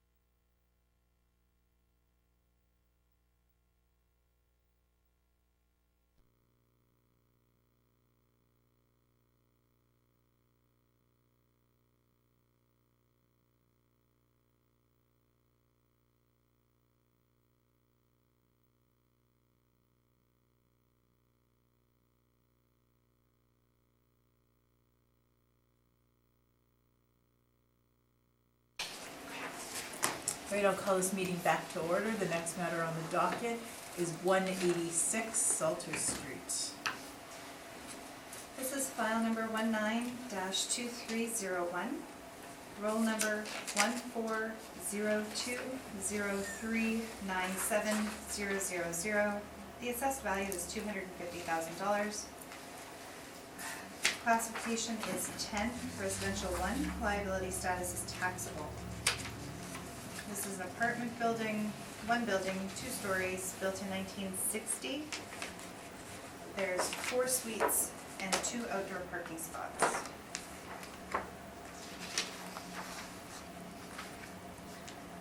On page 2, we have that there are 4 suites and they are all 2-bedroom suites. We have an average monthly rent per unit at $643.57. 2.4% vacancy rate, 54.45% expense rate, and a 5.5 capitalization rate. On page 3, we have some comparables ranging from $585 to $800, to $823. And then our cap rate evidence and the income and expense information. And then on the page 9, we have a little map and a picture of the subject property. Thank you. Thank you very much. Mr. Story, do you have questions? Yes, I do, thank you. Okay, so now this is Salter Street. This is between Manitoba and Magnus, and just for reference, this is right across from the White Top Drive-In, right? Are you asking me? Yeah. I'm not sure. This is the photo. Yeah, anyway, regardless, it is. So this is built in 1960, effective age of 1960. Again, safe to say, no change has been applied. Nothing has come to your attention that would alter or extend its useful economic life. I think that's fair to say. Okay, and Class D construction, correct? Yes. Okay, and we've got, now, in the income for the manual the city puts out, that talks about the methodology for income producing properties and their valuation. One of the factors that they talk about for multi-res is well, I mean, location, size, suite mix. So I want to focus on suite mix for a second here. Does this, there's no suite mix, there's 4 2-bedrooms and that's it. Do you think that's captured anywhere in the assessment there, that might be a negative, a value negative based on the city's parameters? Considering there's only 4 suites in here, I'm not sure if that would be considered a negative. Okay. But you are aware that the city's valuation manual does suggest that a value negative is a poor suite mix, correct? Yes. Okay. Vacancy at 2.4. Now, as we've seen, these assets with smaller counts, if they have, it would be very easy to have 25% vacancy. So does Very the model ever catch that? Like, would you not adjust it upwards? If you have 100 units, then a 2.4 vacancy seems reasonable. But if you have 4 units, that means you're basically leased out for all time. That doesn't seem reasonable, does it? Sorry. Doesn't it seem like an asset with a very small amount of units should have a higher model vacancy? I think it would depend on the unit, and depend on if we've been informed that there's an issue with the vacancy. Okay. So we've got the expense ratio. Now this property is also right outside of right next to a bus stop, correct? Yes. Salter and Manitoba. Do you think that's a positive to live outside of right next to a bus stop on At Salter? negative 40 degrees, yes, I would say that it is a positive. Okay. But increased traffic, that would be a good thing, you think? Having to wait for buses outside of your... If I was living in that, if I was looking for an apartment to rent in that neighborhood, and there's one where I could stand inside the building and wait for my bus, I would think that is a positive. And the neighborhood, again, just not to put too fine a point on it, but this is William White, this is the north end. Mhm. Average median income is just about half the citywide average, is that correct? I don't know. Okay. Did you review my material prior to this hearing? I I did review your material, You didn't get to the census part, talking with the neighborhood. No? I didn't memorize all of your documents. Okay, that's fair. Page 3 of your rent comps. Now again, we're accepting the model rent, but I do want to point out, or I should ask you, are these ones that you chose? You'd said that you'd chosen some and sometimes the model I chooses them. didn't say that sometimes the model chooses Oh. them. When we're looking at rent comparables Yeah. in a brief, Yeah, I'm you putting chose them. information into the brief. Oh, okay. Perfect. So then comp number 1 is in Fort Rouge, correct? Yes. Okay, and comp number 2 is in East Kildona, correct? These are all in the same subject, in the same market region. Fort Rouge is in the same market region as? This part of Fort Rouge actually is, because if you look at CMHC, No, this is Scotland Avenue. We're talking about the North End. This is Scotland Avenue. That's not in the North End. it's, In East Kildona, it's not in the North End either. okay, sorry, It's no, okay. no, that's fine, it's all over the city. And comp 5 is Transcona, just to, Okay. you can tell by the roll numbers, the first 2 numbers indicate which neighborhood we're in. So this is 1-4, so floor is appropriate and mountain is appropriate, but, okay, that's fine. Again, the cap I rates. think the problem was because the ones with that are in, like Flora Mountain are showing for 4 units with 2-bedroom units. Yeah, They were significantly higher, and I was looking for something that would be closer Yeah, to the, these are converted homes that are fourplexes. This is a pretty this is on a residential street. This isn't on a high traffic street with commercial influence. And this is, I would suggest these are not similar. And then also, what's interesting too is when we see that $800, we have no idea what the vacancy might be, right? So they might be asking $800, but they might have 1 suite leased, right? They might have 2. It's not, that doesn't show that they're. What's interesting to me about these rent comps is that we never get to see the associated vacancy. And I think I've made it clear today that I believe that vacancy and rental rates have a dynamic with each other. So if we see this $800, we should also know, well, what are the expenses that the owner's putting in to achieve that rent? What is the vacancy? How is the market reacting to that offering? So to just simply put that here is without context, doesn't tell us much. But we're not arguing that, so let's just keep moving. Now the parking, you suggested there's 2 parking spots. There's only 4 suites, so would you say that's reasonable, or that's appropriate, or would a purchaser see that as a positive or a negative? How's that?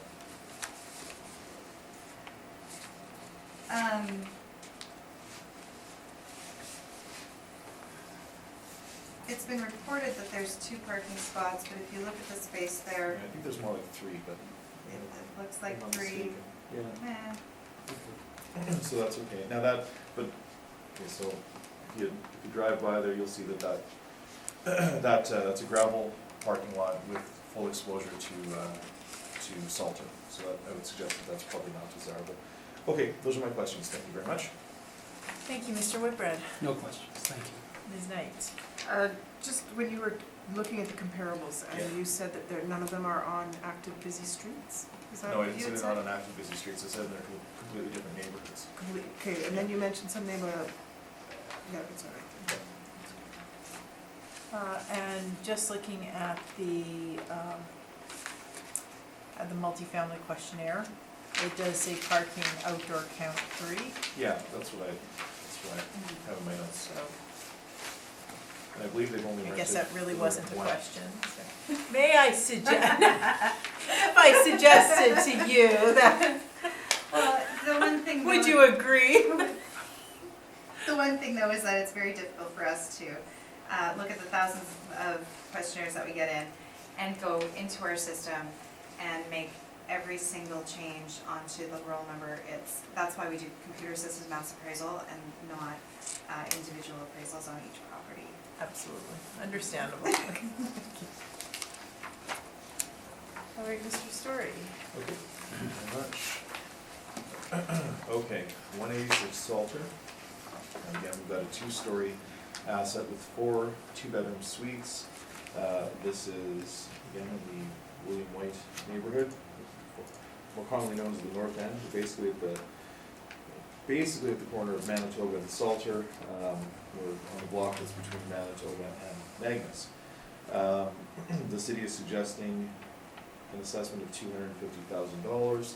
We are suggesting that a value of $165,000 is more appropriate. I'm gonna just go to my workup. The assessor is using a 5.5 cap, and we are suggesting that based on location, vintage, and the social housing component, that should be amended to 6.5. Okay, now, again, we've accepted the model rents, we've accepted the model vacancy, but we've applied our actual expenses, and you'll see that we do diverge from the assessor here, where the department is using 54.5 as an expense ratio. We are suggesting 64.9, and you can see now we've got 3 years of expenses, 61% in 15, 2016 was 67.4, and then there was an atypical year in 2017 of 84.6. Now that takes our average up to 73.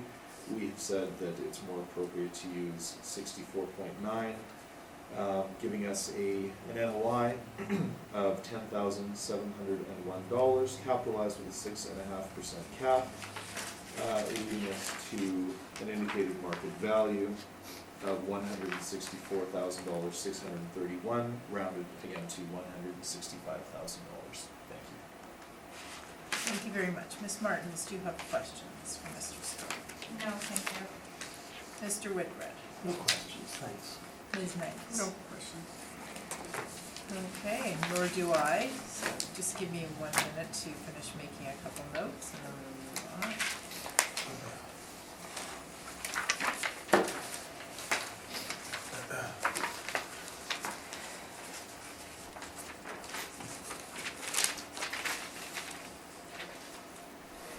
Okay, the next matter on the docket is 200 Charles Street.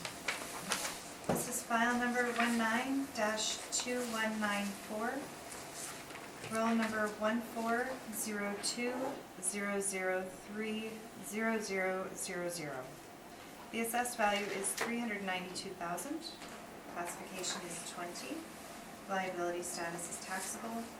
Parcel use is apartment. There's 1 building, 2 stories. Actual year built is 1910, effective year built is 1940. There are 10 suites and 3 outdoor parking spots. On page 2, we have 6 one-bedroom units and 4 two-bedroom units. Average monthly rent per unit is $574.11, with a 2.4% vacancy rate, a 58.64% expense rate, and a 7.1% cap, which gives us our $392,000.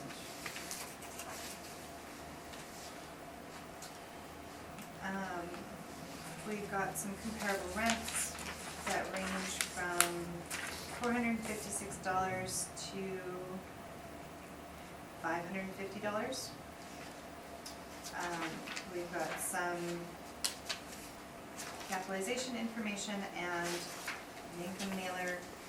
And if you look on page 9, we see that this is on Charles, south of Burroughs, north of Selkirk, and it's quite close to Main Street. Thank you. Thank you very much. Mr. Story, do you have questions for Ms. Martins? Nice to do. Okay. So,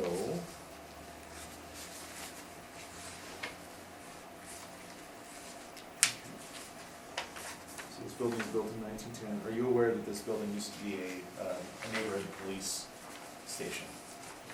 I'll take your word for it. Okay. And were you aware that this building was abandoned from 1967 to 1990? No. Are you aware that it's a Class 3 heritage building? I am now. So it's safe to say the model has not captured the heritage element to this building? in terms of the cap rate, in terms of the potential rents? It's not made any site-specific adjustments, has it, tomorrow?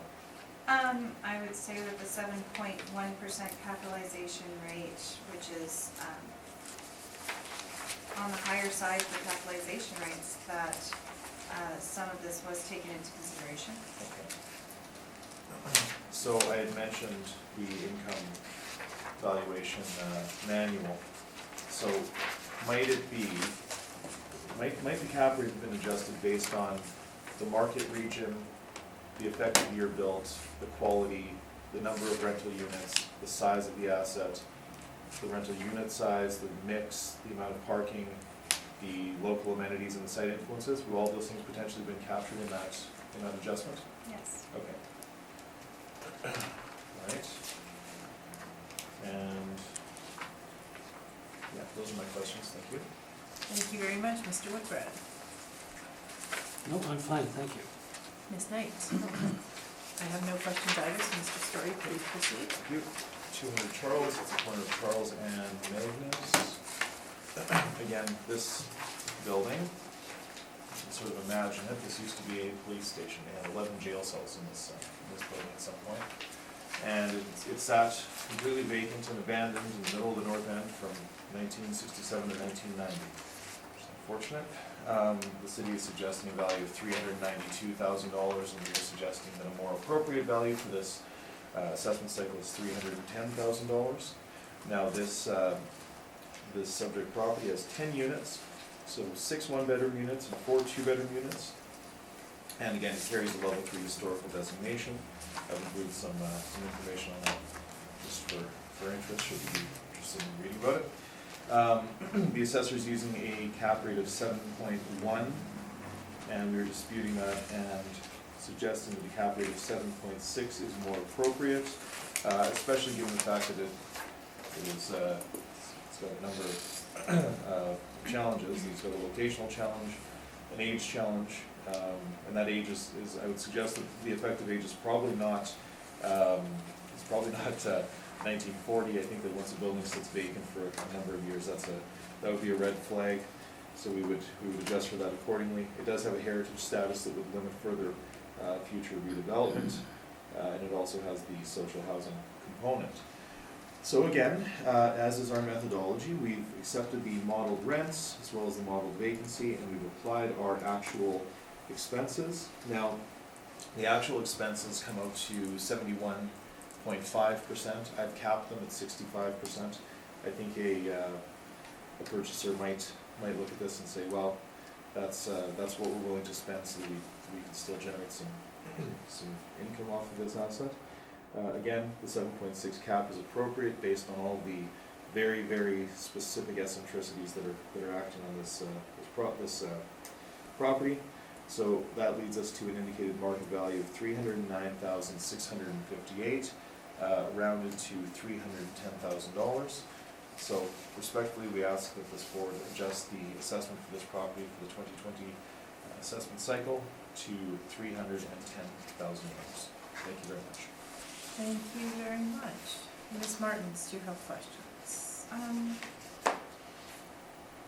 So would changing a jail into apartment building require a fair amount of work and upgrades and changes Well, to the building? I see what you're getting at, but I think that, I don't know for certain, but I think we can assume that if a building is sitting vacant for 25 years or whatever, I think it was probably, it'd have to be gutted at that point, I would imagine, right?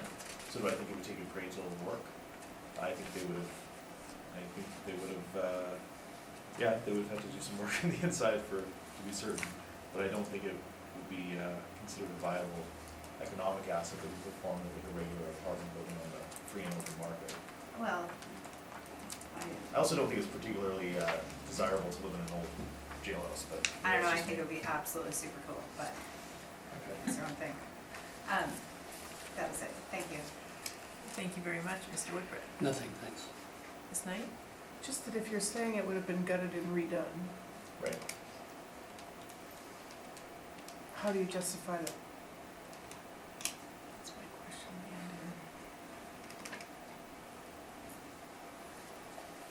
Don't worry about it. Are you sure? Yeah.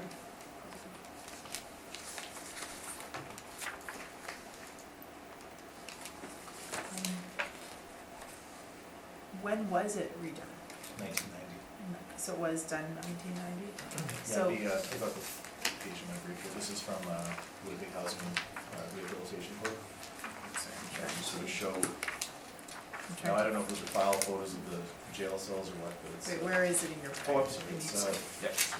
it's the second page of my appendix. So the first page shows the grade 3 heritage. Okay, let me And get the it. second page Okay, there shows- we go. Yeah.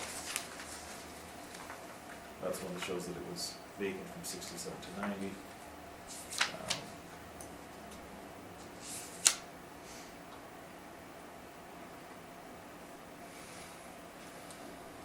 Okay, so it was redone in 1990, so Yeah. would the interior then be in a 1990s condition? Yes. Okay. I guess that's what my question really was getting to. It's like, Yeah. everything would have been upgraded. But it would have been, you have to remember though, this was, actually, I don't know if it was purchased or how it became I would imagine it would have been city surplus, but it became an asset of the Winnipeg Housing Rehabilitation Corporation. So when we think about them redoing something, it's not the same as a private developer going in and creating Right. something that's going to be competitive on the market. It's functional space, it's not. Right, it's not high-end finishes, you're not going in and No, finding no, no. granite Right. counters, No, of course, certainly but not. it was still, you know, It was made 1990 functional. finishes, yeah, as opposed to going in and probably, Yeah, but the bones of the building, I mean, the envelope and the outer curtain, I mean, that is still, those bones are from 1913, and Mhm. because of that grade 3 heritage designation, that can't be, there's very little alteration that's generally permitted to be undertaken. And it's also, if you can do something, it becomes very costly. If you have to do the windows, you have to do them all to a standard. There's actually a whole, sort of Yes. big book about. oh, I'm familiar. Windows, okay, good, so you know. Those are all my questions. Okay, thank you very much. Need for summary? Okay, thank you.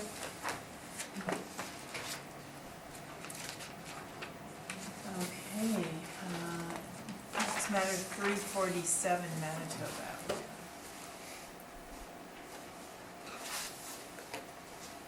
Just some more, go ahead, though. It's okay, I can wait.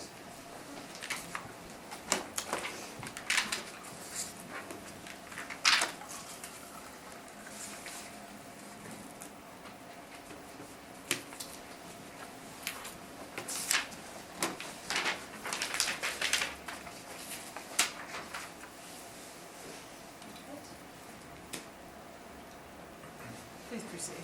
This is file number 19-2274, roll number 1402041650. Assessed value is $768,000, classification is 20, residential 2, liability status is taxable. This is an apartment building, one building, 3 stories, built in 1915 with an effective year of 1940. There are 18 suites and 10 outdoor parking spots.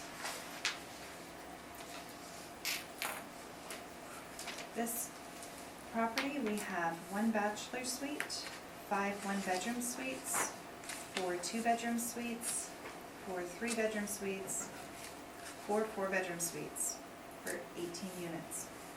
Average monthly rent per unit is $699.96. With a vacancy rate at 2.4, an expense rate at 62.02, and capitalization rate at 7.3, giving us the $768,000. On page 3, we have a variety of rental comparables. As you can imagine, it's difficult to find a similar suite mix, and the rents range from $685 to $739. Cap rate information, then the income and expense information, and On page 9, we have a map showing that this is at the corner of Manitoba and Aikens. And we have an aerial picture. Thank you. Thank you very much. Mr. Story, do you have any questions? Thank you. Just to be clear, you said that the average monthly rent is $699.96, but that's modeled. What's That's actually, modeled. right, so the people in this building are actually paying between $250 and $300 a month, correct? Based on the income and expense mailer that was mailed to Sorry, you? I didn't memorize the income and expense Okay. statement. So if you just give me a moment, I've got the whole mailer over here if you'd like me to take a look.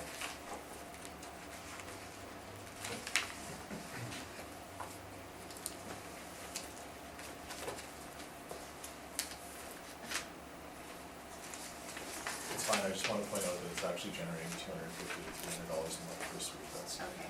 my point. Okay, now, let's have a look here. Okay, so, again, 1915 to 1940, that's the same general question that we always ask about the effective years. Is there any permits that you saw that would have given rise to a change in effective age? I didn't find the permits that would have influenced the change. Okay, it's interesting, this has 4-bedroom units as well, correct? Yes. And that would be atypical, but we don't tend to see 4-bedroom apartment units, do we? With the social housing that I've been doing, there is a call for 4-bedroom, 3-bedroom and 4-bedroom units for social housing. They're not as popular, but there is a need for them. All right, now the expense rate is very high in this building, the city has captured that, they've applied 62%, correct? Yes. Okay, and the cap rate is 7.3%, that's also fairly high, specifically when we're talking about some of these similar buildings, it seems like, that seems very high. Now any idea what would, again, is it location, is it the vintage of the asset, is it?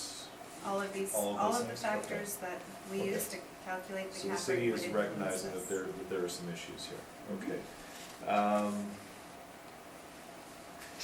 Cops are fine, we're not really using those, so that's okay.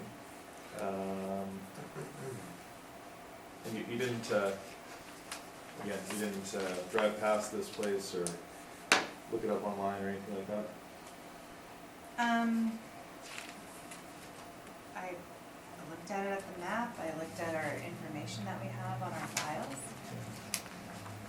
Okay, yeah, no, that's fine, those are my questions. Thank you very much, Mr. Whitbread. No questions, thank you. Ms. Knight? No. I have no questions. Mr. Story, please proceed. Okay, so we're at 347 Manitoba Avenue, that's the corner of Manitoba and Magnus, again in the north end. This building was built in 1915. The city is suggesting that an age variance of 1940 is appropriate, but I suggest this building is from 1915, we treated it as such. The suite mix, we've got 1 bachelor suite, 5 1-bedroom, 4 2-bedroom, and 8 3-bedrooms. No, is that, hold on, sorry. That doesn't seem right. That doesn't seem right. Yeah, no, that is right, that's what the owner submitted, that's why I thought that 4-bedroom was on, but it's, oh, okay, no, I'm sorry, 1 bachelor suite, 5 1-bedrooms, 4 2-bedrooms, 4 3-bedrooms, and 4 4-bedrooms. Okay, the city is suggesting that the assessments ought to be $768,000, and we are suggesting that a more appropriate value is $652,000. Now, go to my workup. The city is using, oh, actually, we're not disputing the 7.3, because that is that's the 6.6, which is on the high end of our range, and then we've added the half point for the social housing. So I guess we're only really differing on our expenses, and we have recognized that this place has a long-term chronic vacancy issue, and so the way that we treat it and have treated it in past cycles is to recognize that it has a it has a vacancy issue, and you can see this from, so we've used the actuals from the city, which are twice what we generate, but again, we're not suggesting that those are market, those are subsidized rents. They do affect the general condition of the building, because the owner's not generating an economic profit. But if you look at our vacancy, it's actually anywhere from 5 to 21%, and it's my understanding that that's been a chronic issue. So we do skew high on that. We go to 10%. I know the city caps out usually at about 15%, if I'm not mistaken, for vacancy when it's exorbitant. But we've used 10%. That seems reasonable. We've added in our expenses. We've had to cap them at 65% because again, they would be higher than our income. If you see our NOI line over the past 3 years, you can see that this is a losing money. This is an asset that is generating negative income, so to speak. But we've taken the 88,000 as a function of 65% of the effective gross income, capitalized it with the 7.3%, which we agree with, bringing us to a value of $652,400, rounded to $652,000. Thank you very much. Thank you. Do you have questions for Mr. Sorry? Yeah, I'm just looking at the vacancy that you've applied. 10% feels high. When you're looking at the amount of vacancy, when you have an average of 10,393, and we're just looking at 3 years, but with 1 year at $4,000 of vacancy loss, and then 1 year with significantly higher, and then you've decided to just go with the 10% is a very high vacancy for a property like this. Well, not when it's, the actual vacancy is 21%, and the trend, if you see it, it's 5% in 15, it's 14.5% the next year, and then the next year it's 21%, so that's an alarming trend. I think that if I were looking at this asset to purchase, I would certainly factor that into my decision. And we haven't put it in the cap rate, so we've looked at actual vacancy, and that would be a consideration that the market would take into account. 2.4 is clearly far too low for a long-term chronic vacancy issue. So I wouldn't disagree that 2.4 isn't reflective of actual on this property, but I think that 10% is also not reflective. well, We can agree to will often disagree. go up to 15% for long-term chronic vacancy, so 10% is Well, actually probably conservative. We But only okay, have, we we can- only have 3 years here, and yes, it does Right. look like it's increasing, but we also don't know if this is an issue because of the landlord making adjustments, or we don't know why this vacancy is happening. I would So, suggest it has to do with the condition of the building in the area. well, And the other thing is, we don't tend to see, people in this building this is the reality, the economic reality is people in this building are paying $253 or $300 per suite. That's what they're paying out of their pocket, okay? And they still have vacancy. That's an issue. That's about as deep a discount as you'll see in rents in Winnipeg. $250 a month. That's, you know what, I don't, right? So to have we don't look vacancy. at the other groups that do the social housing, we don't look at the rent that's coming in. We're discussing that separately, so We're discussing vacancy, and vacancy we're is a function discussing of rents. vacancy. Okay, Okay. now are okay, these sorry. is this vacancy based on actual vacancy, or is it based on the difference in income? This is based on actual vacancy. Okay, I would still say that 10% is higher than I would apply on this based on the 3 years of information that we have here. It's fine. Okay.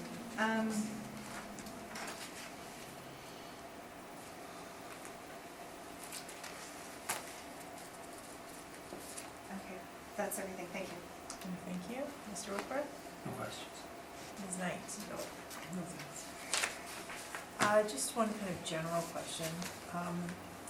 Did you have any picture, like interior pictures? No, we don't generally have interior photos of apartments unless they're marketed. That's the other issue with a regular apartment that's performing, there's advertisements, there's all sorts of ways to see the interior, but this house, we don't generally have photos of the No, interior. I understand, I just, you know, this isn't I my agree, first it would be. here, yeah. you know, so I it's know, but easy, if you're, you know, arguing the condition of the property, it's easier for us to get an idea of. fair enough, yeah, yeah, I understand.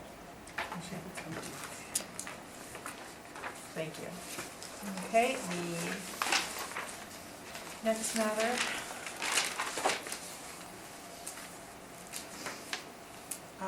588 Manitoba Avenue.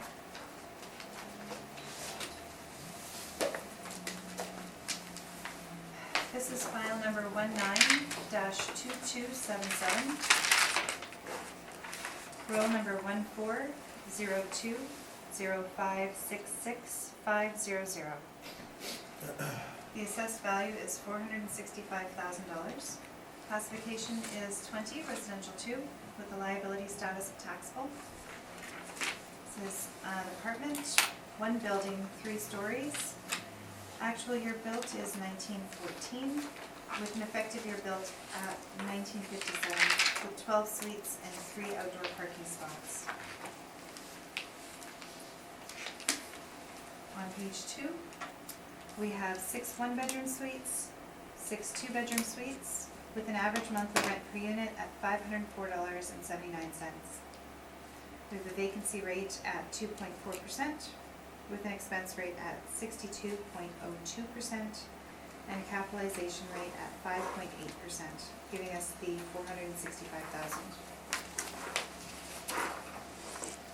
We have some rent comparables, ranging from $456 to $550. The cap rate information, mailer, and we have a couple pictures on page 9. Showing that this property is at the corner of McGregor and Manitoba. We have a picture of the back and a picture of McGregor face. Thank you. Thank you, Mr. Story, any questions? Yes, thank you. Okay. Are you familiar with the history of this building? No. Okay, so this building was a Turkish bath in 1914, then became Obie's Apartments after the war. Are you aware of that? It was a steam room. It's called the European block. Are you aware of that? No? No. Okay. So it's got D-class construction, so it's wood, made of wood, right? Mhm. Do you think it's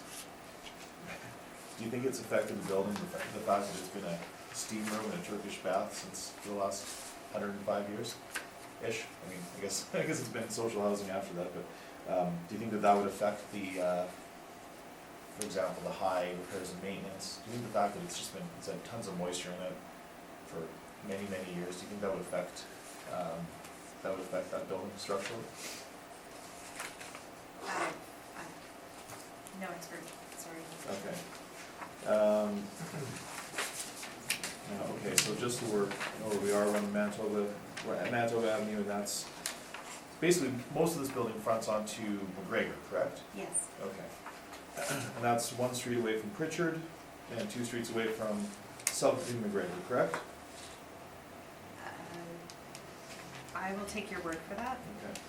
All right, so, yeah, so now the city has used a pretty high expense rate, but that looks to be modeled. Is it safe to say that all of these income value summary inputs, those are modeled? Are these modeled inputs? I believe they are, yes. Okay. And given some of the other properties that we've looked at today, do you not think a 5.8 cap rate on this asset is a little bit low? No. Okay. There's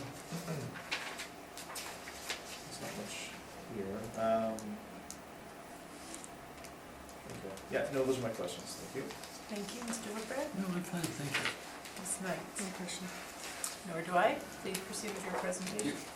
Okay, 588 Manitoba, again, that's the corner of McGregor and Manitoba. It's right by the crosswalk, it's across from the Ukrainian Labor Temple, also right across from Franco-Malcolm Manor, if you know the area. So, the city is suggesting an assessment of $465,000, and we are here to request that this assessment be reduced to $323,000. Now, if you go with me to page 1 and 2, you can see the photos of this building.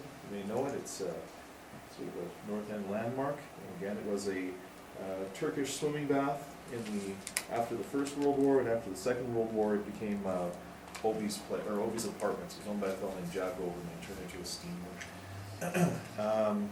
Okay, so it's 7,095 square feet. It's zoned R2. It's got 12 units, 6 one-bedroom suites and 6 two-bedroom units. Now, the city has applied a cap rate of 5.8%. We're saying that this is inappropriate based on its age, location, and use as a social housing support. So we have applied a rate of 6.75. Follow me. This is why I brought up this issue about it being a Turkish bath and then a steam room. The expenses are astronomical. The actual expenses in this building are 116%. At that point, we certainly start to discuss highest and best use, land value. Now, it's not a historic building, but it is I believe it's on the commemorative list. So that might give you some pause if you're an investor. You might look at this and say, well, it's got all kinds of issues. It used to be used as a steam room, and it's got wood construction. It's got a locational issue, I would suggest. So we would certainly factor that in terms of our feelings of uneasiness and non-confidence in terms of the durability of the income stream going forward. And so we applied a cap rate of 6.75. This building also has extremely high vacancy. Long-term chronic vacancy trending upwards. So we've gone to the top of our, what I will use as generally the top of my kind of precedent, which is in line with what the city uses for long-term chronic vacancy, and that's 15%. We then put in our expenses, but again, the actual expenses are 116.5%. So we've capped it at 65, just so we don't end up in a highest and best use land minus demolition only scenario, just for the purposes of this report. So we end up with an NOI of 21,791, capitalized at a rate of 6.75, giving us an indicated market value for 2020 of $322,834, rounded to $323,000. So again, we respectfully ask that this assessment be amended to $323,000 for the 2020 assessment cycle. Thank you. Thank you, Ms. Martins. Questions?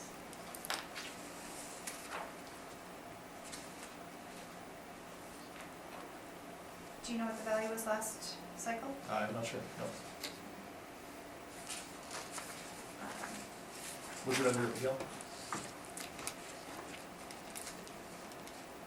Imagine we would have appealed. I think it was under appeal. Yeah. I think so. Yes, okay. No other questions? Mr. Whitbread. No questions. Ms. Knight. No question. Still.